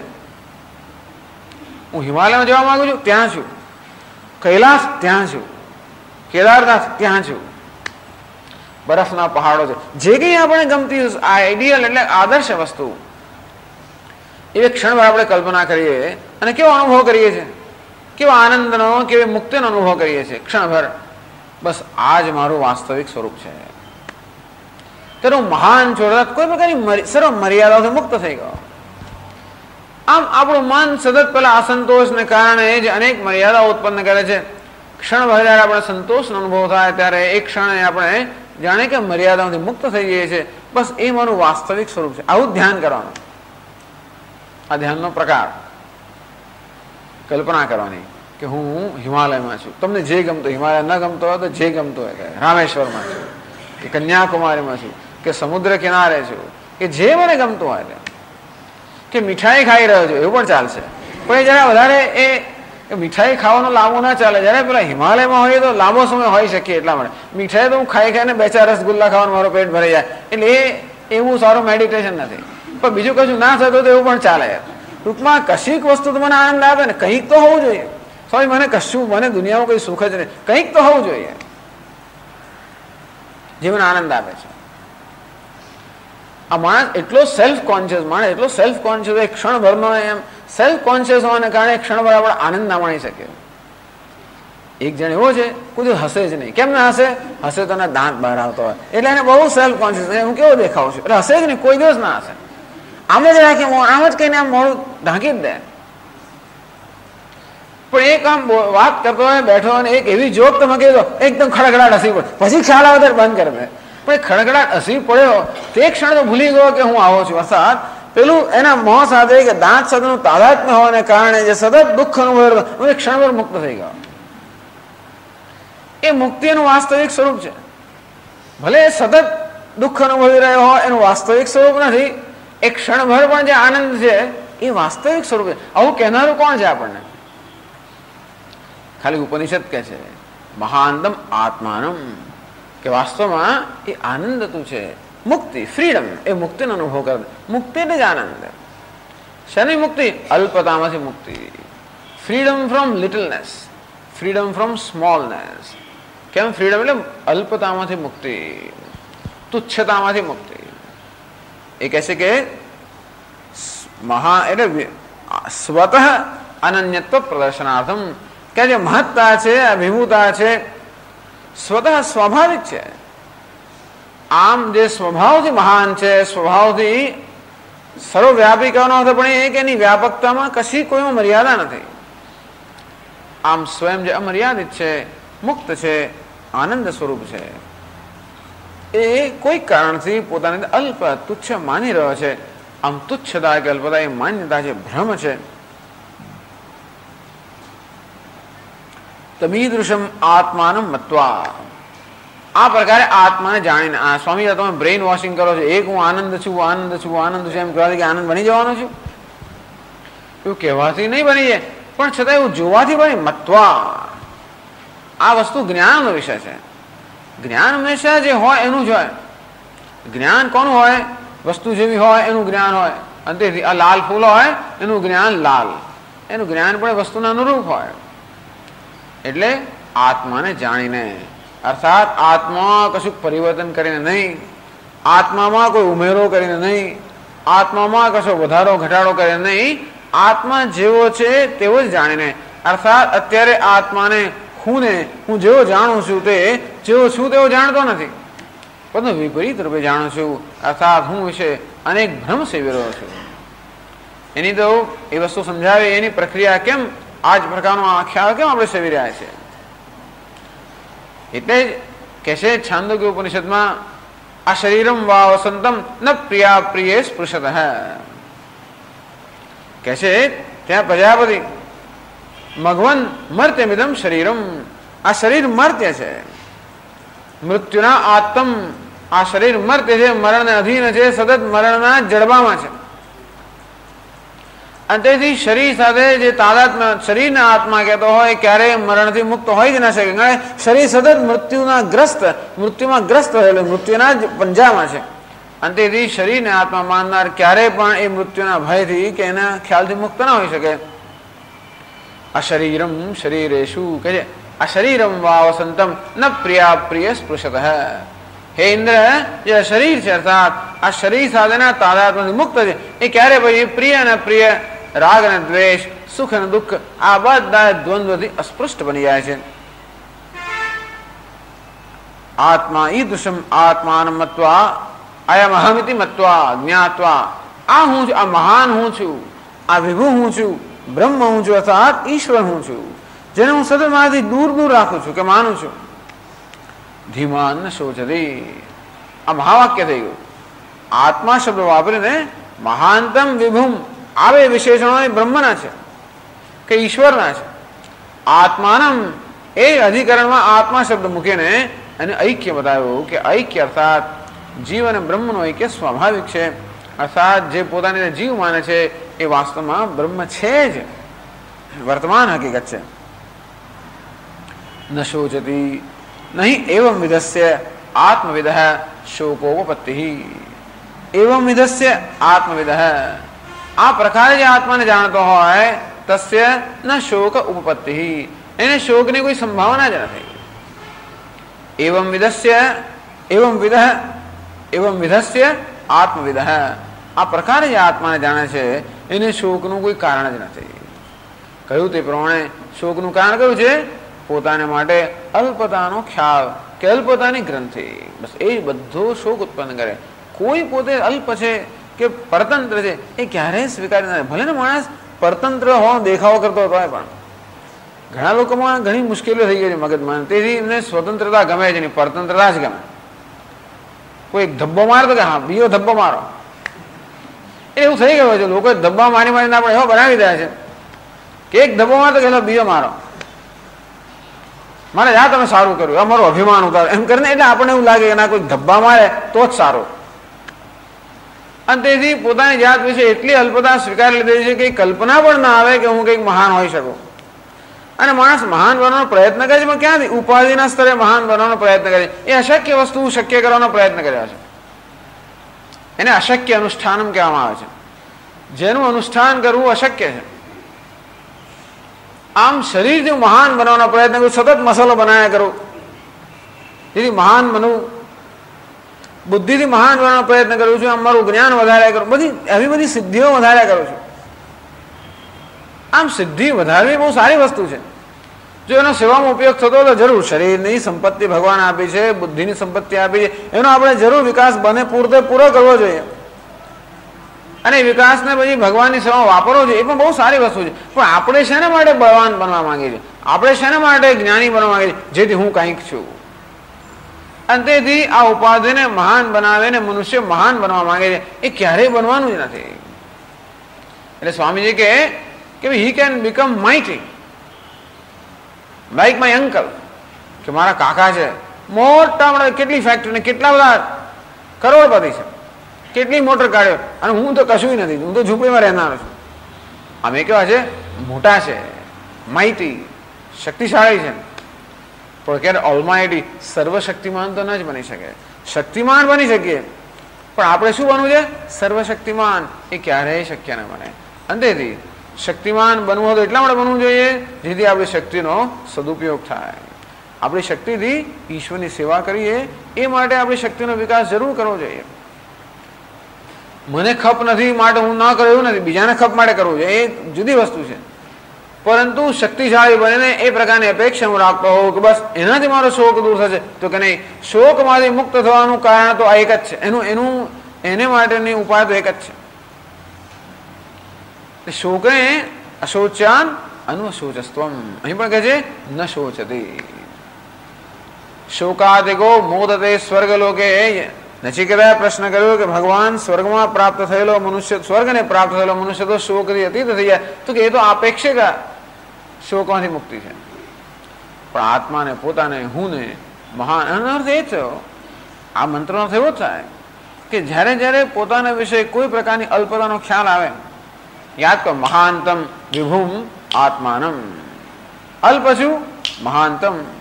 તુચ્છ છું, અલ્પ છું, દુઃખી છું, શોકગ્રસ્ત છું. આ બધી ગ્રંથિઓ, આવા ખોટા ખ્યાલો છે. બોલે એ ખ્યાલો સતત પ્રવર્તમાન હોય તો પણ એ ખોટા છે. અને એક ક્ષણ આવનારો આ ખ્યાલ સત્ય છે. કારણ કે આ પ્રમાણ છે. ઉપનિષદ આત્મા માટેનું પ્રમાણ છે. હું અને તમે પોતાના વિશે જ પ્રમાણ નથી. પોતાના વિશે જાણવા માટે આપણે ઉપનિષદ પાસે જવું પડે. કેવી વિચિત્ર વસ્તુ છે. અર્થાત હું પોતે જ મારા વિશે પ્રમાણ નથી. અર્થાત જે ખ્યાલ હું મારા વિશે સેવું છું એ વાસ્તવિક નથી, એ ભ્રમ છે. અંધેથી આ બધા ખ્યાલો ભ્રમાત્મક છે. હું દુઃખી છું વગેરે, પરતંત્ર છું, અલ્પ છું, આ બધા ખ્યાલો કેવા છે? ભ્રમ છે. અંતે વખતે મહાનતમ, બીજું કશું નથી. આવું એક જ આમ ખાલી ઉચ્ચારણ કર્યા કરીએ તોય પણ પેલા ખ્યાલોમાંથી મુક્ત થવાય. ભલે મહાન બનીએ કે ના બનીએ તોય પણ અલ્પતામાંથી તો આપણે છૂટા થઈએ. મહાનતમ વિભુ આત્માનમ. પરંતુ એ મહત્તા એ કોઈ સિદ્ધ કરવાની વસ્તુ નથી, એ સ્વાભાવિક છે. આમ હું સ્વાભાવિક રીતે જ મહાન છું. વિભુ મહાન અર્થ સર્વ અલ્પતાથી મુક્ત છું. મહાનની કોઈ આમ મહાન કરીને પછી એવી કલ્પના ના કરે કે આમ ચારે બાજુ ફેલાયેલો છે. એવું ફેલાવાનું પણ તો એમાં ઉપાધિના સ્તરે જ થાય. આમ પોતે મહાનની વાત કરે કે આમ મોટો છું, એટલે કે આમ પહાડ જેવો મોટો છું, કે આમ ચારે બાજુ સ્વામી મને એવો અનુભવ હતો કે હું ચારે બાજુ ફેલાઈ ગયો છું. એ બધા અનુભવો પણ સારા, પણ એ બધા અનુભવો અર્થાત બધી મનની કલ્પનાઓ જ છે. અને કલ્પના મને એવું કરે કે આમ એવું થાય ખરું કદાચ, કે આમ ક્ષણભર એવું થઈ પણ જાય કે આમ મોટો વજનદાર થઈ ગયો ને એ બધું બરાબર છે. આ બધું ઉપાધિના સ્તરનું છે. એટલે એવું ધ્યાન કરે એવું બનાય. પણ એવું આ મહાનતા એ કોઈ મનની અવસ્થા છે, એવી કલ્પના કરવાની જરૂર નથી. મહાનતા અલ્પતામાંથી મુક્ત છું. મહાન છું એટલે અલ્પતામાંથી મુક્ત છું. વિભુ સર્વવ્યાપી છું, અર્થાત આ મર્યાદામાંથી મુક્ત છું. આ મુક્તિના બધા નામ છે. મુક્ત છું, મુક્તિની કોઈ વ્યાખ્યા હોય છે? મુક્તિનો આપણે અનુભવ કરીએ ત્યારે તે વખતે એવું થાય છે કે હું ચારે બાજુ ફેલાઈ ગયો, કે ઊંચો ચડ્યો, કે કૂદ્યો, કે ઉડ્યો, એવું કઈ નથી. મુક્તિ એની જાણે કોઈ રૂપ રંગ કઈ નથી. બસ આ મહાનતમ હું આત્માનમ સર્વ અલ્પતામાંથી મુક્ત છું. એનો અર્થ એ કે આ દેહ અશરીરમ શરીરે છું. આ શરીર એ માત્ર ઉપાધિ છે. હું અશરીર છું, અનવસ્થે છું અવસ્થિતમ. આ દેહ મન બુદ્ધિ આ ઉપાધિ સર્વ કેવી છે? અનિત્ય છે, હું નિત્ય છું. અનિત્યમાંથી મુક્ત છું, શરીરની મર્યાદાથી મુક્ત છું, અલ્પતાથી મુક્ત છું.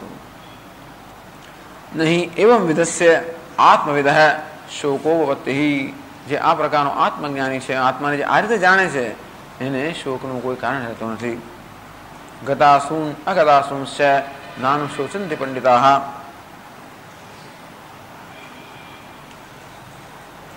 હવે આગળ કહે છે, કોઈને એમ થયું કે જો પંડિતો ઉપાયમ વિના પંડિતસ્ય સુજ્ઞેયશ્ચેત, આ પંડિતો કોઈ ઉપાય વગર જો જાણી શકતા હોય આત્માને, અનાત્મજ્ઞસ્યાપી તથા સ્યાત, તો કોઈને એમ કે અજ્ઞાની પુરુષ પણ કોઈ ઉપાય વગર આત્માને જાણી શકે, તો કે નહીં, પંડિતો હોય કે વિદ્વાનો હોય એ પણ ઉપાય વગર આત્માને પ્રાપ્ત કરી શકતા નથી. એટલે હવેનો બહુ અગત્યનો મંત્ર છે, સુંદર મંત્ર છે, બહુ પ્રસિદ્ધ પણ છે. એને એ માટે કહે છે શંકરાચાર્યજી, યદ્યપી દુર્વિજ્ઞેય અયમાત્મા તથાપી સુવિજ્ઞેય એવ ઇત્યાહ.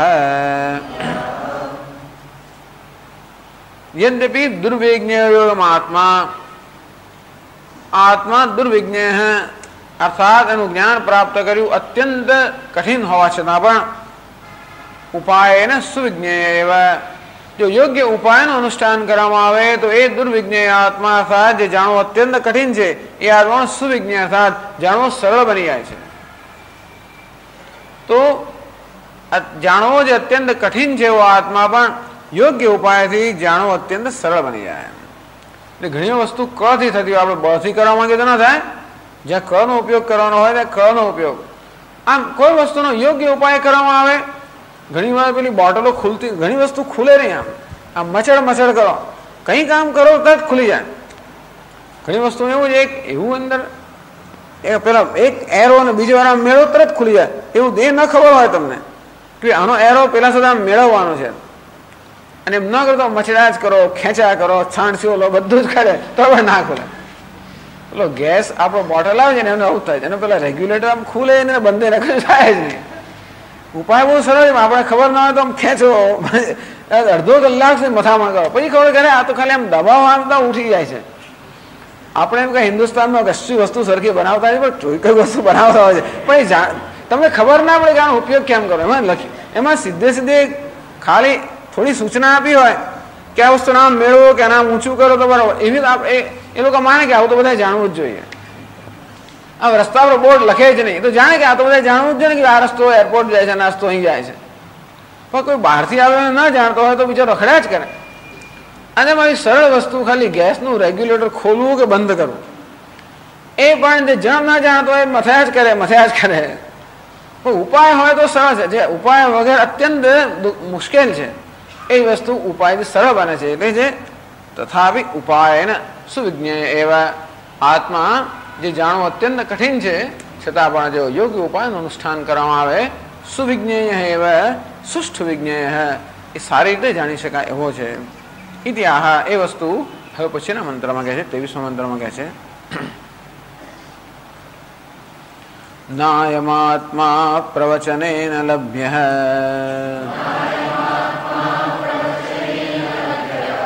ન મેધયા ન બહુના શ્રુતેન યમે વૈશ વૃણુતે તેન લભ્યઃ તસ્યૈષ આત્મા વિવૃણુતે તનું સ્વામ.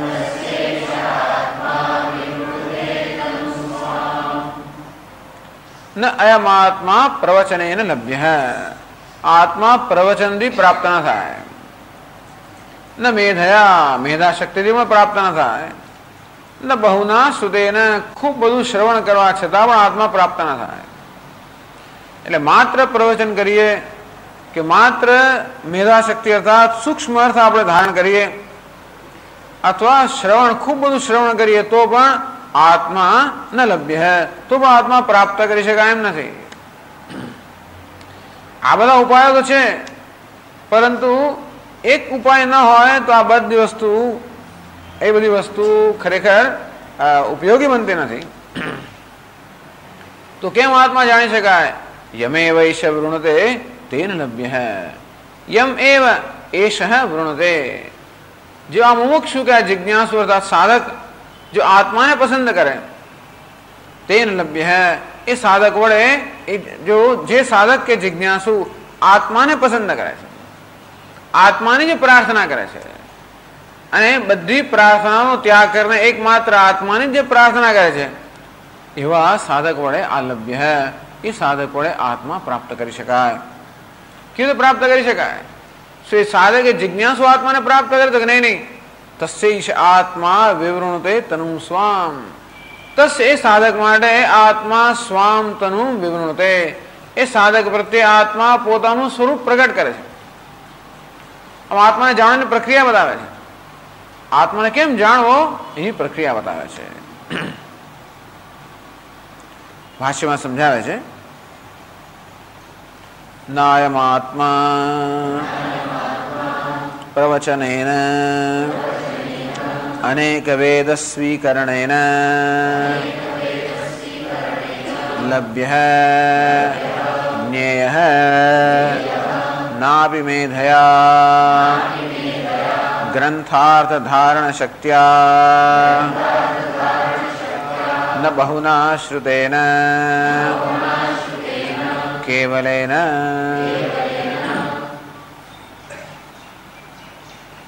અયમ આત્મા પ્રવચનેન. પ્રવચનનો અર્થ ખરેખર તો વેદોચ્ચારણ એવો થાય છે, વેદ પાઠ થાય છે. પ્રવચનમ, પ્રવચન અર્થાત જે આપણે શીખ્યા હોઈએ વેદ, એ વેદનું વળી પાછું પઠન કરવું. આમ વેદના પઠનથી માત્ર આત્મા ન લભ્ય, આત્મા પ્રાપ્ત કરી શકાતો નથી. અથવા પ્રવચન આપણે એમ કરીએ તો પણ થાય કે માત્ર પ્રવચન કરવાથી, અર્થાત આત્માનું પ્રવચન કરવાથી કે એનું પ્રતિપાદન કરવાથી, નિરૂપણ કરવાથી પણ આત્મા ન લભ્ય, પ્રાપ્ત થતો નથી. લભ્ય એટલે જ્ઞેય. લભ્યનો અર્થ કહે છે જ્ઞેય. આત્મા જાણી શકાતો નથી, માત્ર પ્રવચનથી આત્મા જાણી શકાતો નથી. પ્રવચન અર્થાત ઘણો બધો પાઠ, ઘણું બધું વેદ પઠન, ઘણું બધું વેદ ઉચ્ચારણ, આ બધાથી આત્મા પ્રાપ્ત ન થાય. કે પ્રવચન અર્થાત આ પ્રકારે શાસ્ત્રના પ્રવચનથી પણ આત્મા પ્રાપ્ત કરી શકાતો નથી. નાપી મેધયા. મેધા કોને કહેવાય? ગ્રંથાર્થ ધારણા શક્તિ એટલે મેધા. ગ્રંથના અર્થને ધારણ કરવાની શક્તિનું નામ મેધા. ગ્રંથ એટલે કે શાસ્ત્ર, શાસ્ત્રના શબ્દો હોય, એના વાક્યો હોય, એનો અર્થને સમજવાની શક્તિ અને અર્થને ધારણ કરવાની શક્તિ, અર્થાત એને આપણી બુદ્ધિમાં, સ્મૃતિમાં જાળવી રાખવાની શક્તિ. તાત્કાલિક આપણે સમજતા હોઈએ પણ બધું પછી એકદમ ભૂલાઈ જતું હોય છે. મેધા એને કહેવાય કે સૂક્ષ્મ અર્થ સમજવાની શક્તિ પણ ખરી અને સાથે સાથે એ સૂક્ષ્મ અર્થને ધારણ કરવાની શક્તિ, એને મેધા કહેવામાં આવે છે. ઘણીવાર મેધાનો અર્થ નવા નવા અર્થનું ચિંતન કરવાની શક્તિ. એટલે શાસ્ત્રનું અધ્યયન કરતા હોઈએ ત્યારે આપણા મનમાં આપણી સૂક્ષ્મ બુદ્ધિ હોય તો નવા નવા અર્થ અનેક સ્ફુરિત થતા હોય. આમ નવા નવા અર્થની સ્ફુરણ શક્તિને પણ મેધા કહેવાય. એમ ઘણા લોકો ખૂબ નિષ્ણાત હોય છે, અર્થાત ઘણા લોકોની ખૂબ સૂક્ષ્મ બુદ્ધિ હોય છે. તેથી શાસ્ત્રમાં જયારે પ્રવચન કરે કે અર્થઘટન કરે, નવા નવા અનેક જાતના બધા અર્થ કરતા હોય છે. તો મેધામાં એનો પણ સમાવેશ થાય કે અર્થ સમજવાની શક્તિ, અર્થ ધારણ કરવાની શક્તિ, નવા નવા અર્થનું ચિંતન કરવાની શક્તિ, આ બધું હોય. ન લભ્ય, એનાથી પણ આત્મા જાણી શકાતો નથી. ન બહુના શ્રુતેન કેવલેન. બહુ શ્રવણ કરવાથી પણ આત્મા જાણી શકાતો નથી. એટલે આ એક શ્રવણ સામે પાછો એક આઘાત થયો અને એ વસ્તુ સ્વીકાર્ય નથી. વેદાંતના આચાર્યનો શ્રવણ સામે તમે આઘાત કરો, હુમલો કરો, એ સ્વીકાર એટલે કે કેવલેન ગુરુ ઉપદેશ રહિત એને ઇત્યર્થ. માત્ર શ્રવણ કરો ને, પણ ગુરુ પાસે, ગુરુ સિવાયના શ્રવણથી લભ્ય નથી. ન નરેણ વરેણ એશ પ્રોક્ત સુવિજ્ઞેય બહુધા ચિંત્યમાન અનન્ય પ્રોક્તે ગતિરત્ર નાસ્તિ. આગળ કહેવામાં આવ્યું કે અનન્યતયા આત્માનું અનન્ય રીતે નિરૂપણ કરવામાં આવે તો ગતિ અર્થાત જ્ઞાન ન થયું બને જ નહીં, એવું કહેવામાં આવ્યું. અને હવે એમ કહો કે આત્માનું શ્રવણ કરવા છતાં પણ જ્ઞાન ન થાય, પણ શ્રવણ કોની પાસેથી કરવામાં આવે છે અને કેવી રીતે કરવામાં આવે છે? આમ એટલે કે કેવલ એને માત્ર શ્રવણ કરીએ કાન પવિત્ર થશે એમ કરીને આપણે ખાલી બેઠા હોઈએ તો માત્ર આત્માનું જ્ઞાન ન થાય. અથવા આપણે પણ કરવાનું હોય છે, એટલે શ્રવણ દરમિયાન આપણે પણ કરવાનું હોય છે. એટલે એવું કહેવાનો ભાવ નથી કે પ્રવચનથી, મેધાથી કે શ્રવણથી આત્મા પ્રાપ્ત ન થાય. એટલે એનો અર્થ કે પ્રવચન બંધ કરી દીધું કે પછી અર્થને બધું મેં તો સ્વામી બધું છોડી દીધું. હવે હું પહેલા બહુ શ્લોકો યાદ કર છોડી દઉં. એનો કે તમે કહ્યું ને કે મેધાથી પ્રાપ્ત થાય નહીં. હવે હું ક્લાસમાં જોતો શ્રવણથી પ્રાપ્ત થાય નહીં, વાંચતો પ્રવચનથી પ્રાપ્ત થાય નહીં. એટલે હવે આનાથી પ્રાપ્ત થતો નથી. એવું નથી કે આનાથી પ્રાપ્ત થતો નથી, પરંતુ આટલી વસ્તુ માત્ર પર્યાપ્ત નથી. એનું શું જોઈએ? બધી વસ્તુ હોય, ખીચડી બનાવી હોય, દાળ પણ છે, ચોખા છે, કુકર પણ છે, ભાત છે, મીઠું, જે બધી સામગ્રી હોય, અને તોય ખીચડી બનતી નથી. બધું હોય, એક વસ્તુ ના હોય તો ખીચડી ના બને. શું હોય તો શું ના હોય તો અગ્નિ ના હોય તો ખીચડી ના બને. પાકસ્ય વન્યવત, જેમ આપણે રસોઈ કરવી હોય કે પચાવવું હોય, પકાવવું હોય, તો વન્ય અર્થાત અગ્નિ જેમ આવશ્યક છે. પણ અગ્નિ આવશ્યક છે અને બીજા બધાથી ખીચડી ન બને એટલે દાળ ચોખા વગર હું તો ખીચડી બનાવું છું. કેમ? અગ્નિથી ખીચડી બને છે એમ માને દાળ ચોખા બધું જવા દઈએ તો ખીચડી ના બને. એટલે એટલું ખરું કે અગ્નિ વગર પચન ન થાય. પચન નો પકાવવું ન બને. પણ માત્ર અગ્નિથી પકાવવાનું એવું પણ નથી. ખીચડી બનાવવા માટે બીજી બધી પણ સામગ્રી જોઈએ, પરંતુ એ બધી સામગ્રી પર્યાપ્ત નથી જો અગ્નિ ન હોય તો. એ દ્રષ્ટાંત શંકરાચાર્ય બીજા માટે આપ્યું છે. એ દ્રષ્ટાંત એક એટલા માટે કહેવામાં આવે છે કે બધું હોય છતાં પણ જેની જરૂર છે ન હોય તો આ બધી વસ્તુ સાર્થક થતી નથી. તેમ અહીં ઉપનિષદ કહે છે કે પ્રવચન પણ હોય એટલે ખૂબ બધું આપણે પસંદ કરતા હોય, ધ્યાન કરતા હોઈએ, પ્રવચન પણ કરતા હોઈએ, મેધા અર્થાત સૂક્ષ્મ ચિંતન પણ કરતા હોઈએ, શ્રવણ અર્થાત ગુરુમુખથી શ્રવણ પણ કરતા હોઈએ, આ બધું થતું હોય, પરંતુ એક વસ્તુ ન હોય તો આ બધી વસ્તુ પર્યાપ્ત નથી. એટલે આગળ કહે છે કેન તર્હિ લભ્ય ઇતિ ઉચ્યતે. કેન તર્હિ લભ્ય, પ્રવચનથી પણ પ્રાપ્ત ન થાય, મેધાથી પણ પ્રાપ્ત ન થાય, અને શ્રવણથી પણ બધો આત્મા પ્રાપ્ત ન થતો હોય, તર્હિ તો પછી કેન લભ્ય, શેના વડે આત્મા પ્રાપ્ત થાય? ઇતિ આવો જો પ્રશ્ન હોય તો ઉચ્યતે, એનો ઉત્તર આપવામાં આવે. ઉપનિષદનો ઉત્તર આપે છે. કે છે આગળ યમેવ સ્વાત્માનમ એષ સાધકઃ વૃણુતે પ્રાર્થયતે તેનૈવ આત્મના વરિત્રા સ્વયં આત્મા લભ્યઃ જ્ઞાયતે ઇત્યેતત. યમ એવ સ્વાત્માનમ, સંસ્કૃતમાં જો યમ એવ એષઃ વૃણુતે તેન લભ્યઃ. યમ એટલે કે જે, એટલે એનો અર્થ કર્યો જે એટલે કે સ્વાત્માનમ, સર્વનામ છે. એનો અર્થ કર્યો સ્વાત્માનમ, પોતાના જ આત્માને. એષ એટલે કે આ એટલે આ સાધક, વૃણુતે વરણ કરે છે અથવા પસંદ કરે છે. આ સાધક જે આત્માને પસંદ કરે છે, પસંદ કરો તો પ્રાર્થયતે. આ સાધક જ્યારે આ સાધક માત્ર આત્માની જ પ્રાર્થના કરે છે, તેનૈવ લભ્ય, તેન લભ્ય, તેના વડે આ આત્મા પ્રાપ્ત થાય છે. તેના વડે એટલે વરિત્રા, અહીં કહે છે વરિત્રા એટલે ત્રીજી વિભક્તિ. વરિત્રા અર્થાત આ વરણ કરનાર, પ્રાર્થના કરનાર, પસંદ કરનાર. વરણ તો ખબર ને આપણે સ્વયં વર, આ બધા લોકો રાજાઓ બેઠા હોય એકને જ પસંદ કરે. સ્વયં વર, સ્વયં પોતે જ વરવાના. વર એટલે પોતે પસંદગી કરવાનું, સ્વયં વર. હિન્દુસ્તાનમાં પોતાની પસંદગી કરી શકાય નહીં, સામાન્ય તો બીજા જ પસંદ કરતા હોય, પણ એક વાર એવી છૂટ આપવામાં આવેલી સ્વયં વર. પોતે જ પસંદ કરવાનું. આવું તો બધાને આવી છૂટ કે આવી સ્વતંત્ર નથી મળતી. બીજા બધાને તો બેસ આ નક્કી કર્યું છે કઈ નાખો. સ્વયં જેવી રીતે બધામાં એકની પસંદગી કરવી, અંતે રીતે આપણા જીવન પર એકની જ પસંદગી થઈ હોય, એકને જ આપણે વરમાળા કરાવીએ. કોને? આત્માને. આ સાધક કે જિજ્ઞાસુ માત્ર આત્માને જ વરમાળા પહેરાવે, બીજું કોઈ જ નહીં. મેરે તો ગિરિધર ગોપાલ દૂસરા ને કોઈ, બીજું કોઈ પણ નહીં. એમ એને જ પસંદ કર્યો, બીજું કોઈ નહીં. મારો તો પતિ પણ એ ને જે હોય તો એ જ, બીજો કોઈ નહીં.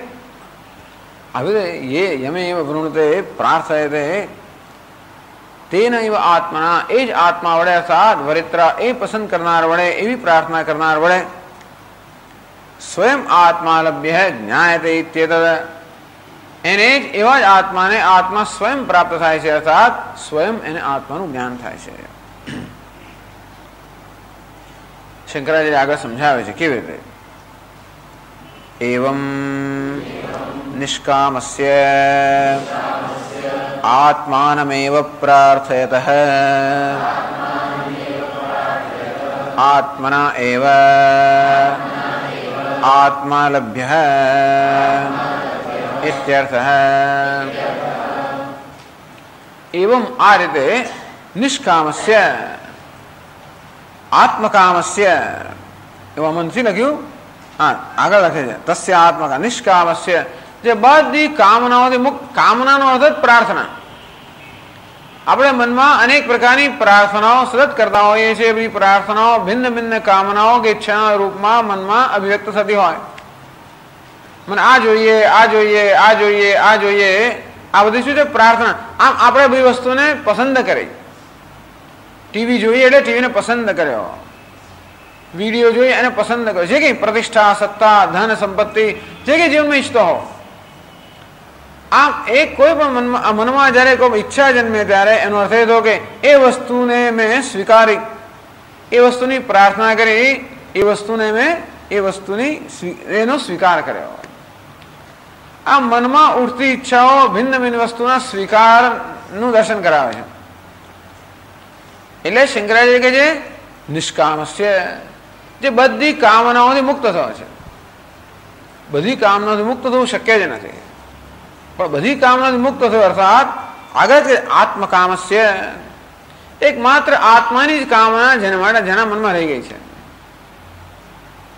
એવી આત્માની કામના રહે ક્યારે એવું બને? એટલે કહે છે કે પ્રાર્થયતઃ એવં નિષ્કામસ્ય આત્માનમેવ પ્રાર્થયતઃ, જે સતત આત્માની જ પ્રાર્થના કરે છે, આત્મા માટે જ પ્રાર્થના કરે છે. એવું આત્માને પ્રાર્થના કરે છે, આત્મા માટે જ પ્રાર્થના કરે છે, જેને આત્મા સિવાય બીજું કઈ જોઈતું જ નથી. સ્વામી આ કઈ જુદી, એટલે આ કઈ નવો ઉપાય નથી. એનો અર્થ એ થયો કે પ્રવચન, મેધા અને શ્રવણ એ દરમિયાન પણ મનમાં કયું અનુસંધાન ચાલી રહ્યું છે? પ્રાર્થના એટલે અનુસંધાન. આપણે આપણી પ્રિયમાં અપ્રિય વસ્તુનું અનુસંધાન કરતા હોઈએ છીએ. ઘર બંધાવતા હોઈએ, પ્રિય વસ્તુ હોય સતત એનું અનુસંધાન ચાલતું હોય. ત્યાં રૂમ બંધાય છે, ત્યાં આગળ ફલાણું કબાટ આવશે, તો પેલું આમ થશે. અનેક બધી કલ્પનાઓ ચાલતી. જે વસ્તુ આપણે મહાન ગણતા સતત મનવાનું અનુસંધાન ચાલતું હોય. એક ક્ષણ મળી ગઈ તરત ત્યાં મન પહોંચી જાય, હવે બધી કલ્પનામાં લાગી જાય. પણ એટલે કહે છે કે આત્માનમેવ પ્રાર્થયતઃ, સતત આત્માનું અનુસંધાન થતું હોય. એટલે કે જયારે પ્રવચન થઈ રહ્યું ત્યારે પણ આત્માનું અનુસંધાન થતું હોય કે હુંનું પ્રવચન થઈ રહ્યું છે. શ્રવણ થતું હોય ત્યારે પણ અનુસંધાન થતું હોય આ આત્માનું શ્રવણ થઈ રહ્યું છે. શ્રવણાદિ કાલે બી પ્રત્યેક બ્રહ્મૈવ અહમસ્મિતિ અનુસંધત્તે. આમ શ્રવણ કાલે પણ હું પરમ બ્રહ્મ હું છું, આ પ્રકારનું અનુસંધાન સતત થઈ રહ્યું છે. આત્માનું નિરૂપણ થાય કે અન્યનું નિરૂપણ નથી. અંતેથી બ્રહ્મ હું છું અને બ્રહ્મ એ જ જ્ઞાન મને જોઈએ છે, એ સિવાય બીજું કઈ જોઈતું નથી. મત ચિત્તા મદગત પ્રાણ, જેનું ચિત્ત માત્ર એક જ અનુસંધાન કરે છે અહમ બ્રહ્મ, અર્થાત એ જ્ઞાન સિવાય બીજી કોઈ વસ્તુની પ્રાર્થના નથી. મદગત પ્રાણ, મનુષ્ય જીવી રહ્યો છે પણ એને જ માટે, જીવી પ્રવૃત્તિ કરે છે પણ એને જ માટે. આ પ્રવૃત્તિ કરું છે ને માટે એક જ ધ્યેય છે જ્ઞાન. જ્ઞાન જ્ઞાન. આ પ્રવૃત્તિ કરું છું એ પણ એને માટે, અને કદાચ પ્રવૃત્તિનો ત્યાગ કરું તો પણ એને માટે. એને માટે જે કરો એ બરોબર છે. સ્વામી બધું કામકાજ છોડી દઉં પણ શેને માટે છોડી દઉં? ઘરમાં બેસી જવા માટે તો નહીં, જ્ઞાન માટે છે તો બરોબર છે. માણસ કર્મનો ત્યાગ કરે એ પણ જ્ઞાન માટે થતો હોય તો બરોબર છે. કર્મ કરવાનો પણ હેતુ છે જ્ઞાન જ હોય. આ પરોક્ષ કે પ્રત્યક્ષ રીતે હું એટલા માટે કર્મ કરું છું જેથી અંતઃકરણ મારું શુદ્ધ બને, ઈશ્વરનો પ્રસાદ મને પ્રાપ્ત થાય, અને એ રીતે હું જ્ઞાનને યોગ્ય બનું, તો એ કર્મ પણ જ્ઞાનનું પરંપરા સાધન બની ગયું. આમ માત્ર જ્ઞાનની પ્રાર્થના કરવી એટલે હાથ જોડીને બેસી રહેવું નહીં, પણ જે કંઈ કરતા હોય એમાં એક જ વસ્તુની પ્રાર્થના, એક જ માત્ર હેતુ. આમ જીવનમાં જેના બધા હેતુ હવે દૂર થઈ ગયા છે, જીવનનું એકમાત્ર જેને ધ્યેય છે અને તે છે આત્મજ્ઞાન. અને આત્મજ્ઞાન એ લોકો અનુભવ કરીશ, કંઈક પ્રકારની વસ્તુ થશે, કંઈક ચમત્કાર, એવું પણ નહીં. હું બ્રહ્મ છું અને એ બ્રહ્મ હું છું એ જાણવા માંગુ છું, કે કંઈ બનવાનું નથી, કંઈ પ્રાપ્ત કરવાનું નથી, કંઈ સિદ્ધ કરવાનું જ નથી. I don't have to prove myself, I don't have to prove anything. સતત મનુષ્ય પોતાની જાતને પ્રૂવ કરવા, હું કંઈક છું એવું હંમેશા સિદ્ધ કરવા જ નથી રહ્યા હોય.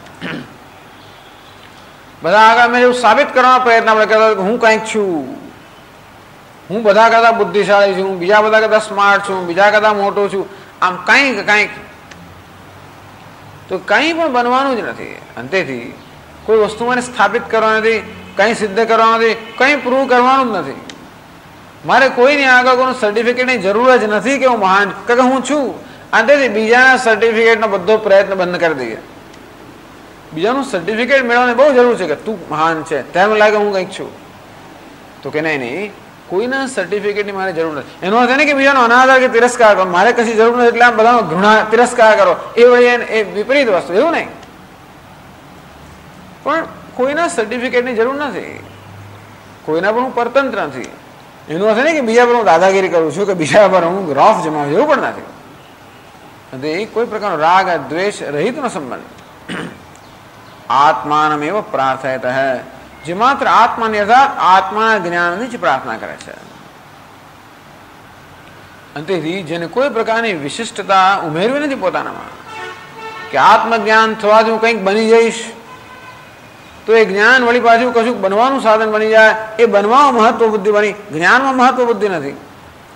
જ્ઞાનનો ઉપયોગ પણ બીજી કશા માટે થતો હોય એનો થઈ થયો કે જ્ઞાન બીજા કશાનું સાધન બની ગયું નહીં. જ્ઞાન માત્ર જ્ઞાન માટે, કારણ કે મને વિવેક છે, સમજ છે કે જ્ઞાન એ જ ખરેખર જે કંઈ જીવનમાં સિદ્ધ કરવા માંગુ છું એક માત્ર ઉપાય છે જ્ઞાન. એટલે વિવેક અને વૈરાગ્ય બતાવે છે. તેન આત્મા લભ્ય ઇત્યર્થ. આગળ કહે છે કથમ લભ્ય इति उच्यते तस्य आत्मकामस्य एष आत्मा विवृणुते प्रकाशयति पारमार्थिकीं तनुं स्वां स्वकीयां स्वयाथात्म्यम् इत्यर्थः. તસ્ય આત્મકામસ્ય, માત્ર આત્માની કામના કરનાર જે આ સાધક છે, બીજું કંઈ જોઈતું નથી. એટલે વૈરાગ્યની વાત કરે છે. વૈરાગ્ય ને ભક્તિ, આજે આ વાક્ય છે બતાવે છે, ભક્તિ બતાવે છે કે મને આત્મા કે ઈશ્વર સિવાય કંઈ જોઈતું જ નથી. ભલે ઈશ્વર શબ્દ વાપરે પણ ઈશ્વર એને માટે આત્મા એટલા માટે શબ્દો વાપરે છે કે અભિન્ન છે. આમ અભિન્નતયા ઈશ્વર સિવાય મને કંઈ જોઈતું જ નથી. અને એ પ્રકારનો વૈરાગ્યિક અનુસંધાન ત્યારે થાય જ્યારે મારામાં આ પ્રકારનો વિવેક પરિપક્વ થયો હોય કે મને કોઈ આવશ્યકતા નથી. જે કંઈ આવશ્યકતાનો અનુભવ કરું છું એ ભ્રમ છે. આવશ્યકતા માત્ર ભ્રમ છે. વાસ્તવમાં સર્વ આવશ્યકતાથી મુક્ત છું છે. અંતેથી કોઈ પ્રકારની આવશ્યકતાને હું મહત્વ આપતો જ નથી કે કોઈ પ્રકારની આવશ્યકતાનો હું સ્વીકાર કરતો જ નથી. મને કશી આવશ્યકતા હોય છે જ નહીં. એટલે એ માત્ર આમ આગ્રહનો સવાલ નથી, આ એક સમજનો સવાલ છે. વિવેકથી, સમજથી આ પ્રકારની આપણામાં પરિપક્વતા ઉત્પન્ન થઈ હોય કે જે કંઈ આવશ્યકતાઓ મને ભાસે છે બધી ભ્રમ છે. વાસ્તવમાં સર્વ આવશ્યકતાઓથી મુક્ત છું અને માત્ર એક જ આવશ્યકતા છે આત્માની, અર્થાત આત્મજ્ઞાન. આત્માની આવશ્યકતા નથી. આત્મા તો શું છે? તો શેની આવશ્યકતા છે? આત્મજ્ઞાનની આવશ્યકતા છે. આત્મકામસ્ય અર્થાત આત્મજ્ઞાન કામસ્ય, જેને માત્ર આત્મજ્ઞાન સિવાય બીજા કશાની કામના નથી. બસ એટલું આપણે કરવાનું. બાકીનું કામ ભગવાન કરે છે. આપણે આટલું જ કરી શકીએ. અર્થાત આપણી કરવાની મર્યાદા કેટલી છે? ત્યાગ કરવાની આપણી મર્યાદા છે. કામનાનો ઉદય થાય ત્યારે વિવેકપૂર્વક નિવારણ કરો, આટલું કરી શકો. તસ્યૈષ આત્મા વિવૃણતે તનુમ સ્વામ, પછી આત્માનું કામ છે. આત્મા સ્વામ તનુમ એષ નહીં અસ્ય સાધકસ્ય વિવૃણતે. વિવૃણતે પ્રકાશયતિ, અનાવરણ થાય છે. આત્મા તો કહે છે આવૃત છે, અર્થાત આ અજ્ઞાનના પડદા પાછળ સંતાઈ ગયેલો છે. અજ્ઞાનનો પડદો હું દૂર કરવાનો, મારે દૂર કરવાનો નથી. આત્મા પોતે જ, પરમાત્મા પોતે જ અજ્ઞાનનો પડદો દૂર કરે છે. પ્રકાશયતિ પારમાર્થિકીમ તનુમ, અત્યારે પણ આત્માનો પ્રકાશ તો છે જ. અત્યારે આત્મા પોતાની જાતને પ્રગટ કરી રહ્યો છે. કેવી રીતે? જીવ રૂપે. અત્યારે આત્મા પોતાની જાતને એક અલ્પ વ્યક્તિગત મર્યાદિત રૂપે પ્રગટ તો કરી જ રહ્યો છે. આત્મા અત્યારે પોતાની પારમાર્થિક સ્વરૂપ પ્રગટ કરતો નથી, કારણ કે જાણે છે કે આને મારી ઈચ્છા જ નથી. આત્મા પણ એવું ઈચ્છે કે પોતાનો સ્વીકાર થાય. કેવું છે? આપણે ઈચ્છીએ છીએ ને કે મારો સ્વીકાર થાય. આત્મા પણ ઈચ્છે છે કે મારો સ્વીકાર થાય. આત્માને જયારે લાગે મારો જે સ્વીકાર થયો છે, હવે મારા સિવાય કોઈ સ્થાન નથી, ત્યારે એ બહાર પ્રગટ થાય. કોઈ પણ માણસ, કોઈ વ્યક્તિ ક્યારે આપણને એની જાત પ્રગટ કરે? પૂરેપૂરો સ્વીકાર થયો હોય તો. લાગે કંઈક અસ્વીકાર છે, કંઈક વિરોધ છે, તો હંમેશા આપણે સંકોચ થાય. સંકોચને કારણે આપણે આપણી જાતને વ્યક્ત કે ઉઘાડી નથી પાડતા. અંતે રીતે આત્મા પણ, એટલે આપણે ઉઘાડી ના પાડીએ એટલે આપણે આપણી જાતને ઢાંકી રાખીએ. પરંતુ આત્માએ પોતાને ઢાંકી રાખે છે. પુરુષ છું, સ્ત્રી છું, સુખી છું, દુઃખી છું, કરતા છું, ભોગતા છું, અનેક પ્રકારના વેશમાં કે આવરણમાં આત્મા પોતાને ઢાંકી રાખે છે. પણ એ આત્મા લાગે મારો સ્વીકાર થયો છે તો પછી એને કોઈ સંકોચ રહેતો નથી. એટલે વિવૃણતે અનાવરણ કરે, અર્થાત પોતાની જે વાસ્તવિક સ્વરૂપ છે એ સ્વરૂપ પ્રગટ કરે છે. પારમાર્થિકીમ તનુમ સ્વામ સ્વકીયામ સ્વયાથાત્મ્યમ વિવૃણતે પ્રકાશયતિ. પોતાનું યથાર્થ સ્વરૂપ આ સાધક સમક્ષ પ્રકાશિત કરે છે. તો શું આત્મા સાધક કરતા જુદો છે? આપ તો એવી વાત કરો છો કે સાધક આત્માને પસંદ કરે ને આત્મા સાધક સમક્ષ પોતાનું સ્વરૂપ પ્રકાશિત કરે એટલે આત્મા જાણે સાધક કરતા જુદો છે. એવું નથી. એવું નથી કે કોઈ મારાથી અન્ય તત્વ મને મારી સમક્ષ પ્રકાશિત થાય છે. હું જ મારી સમક્ષ પ્રકાશિત થઉં છું. એ હું જ મારા પર કૃપા કરે, આત્મ કૃપા કહેવાય. અંતિમ કૃપા છે. ઈશ્વર કૃપા, ગુરુ કૃપા, શાસ્ત્ર કૃપા, આત્મ કૃપા. આત્મા કૃપા કરે.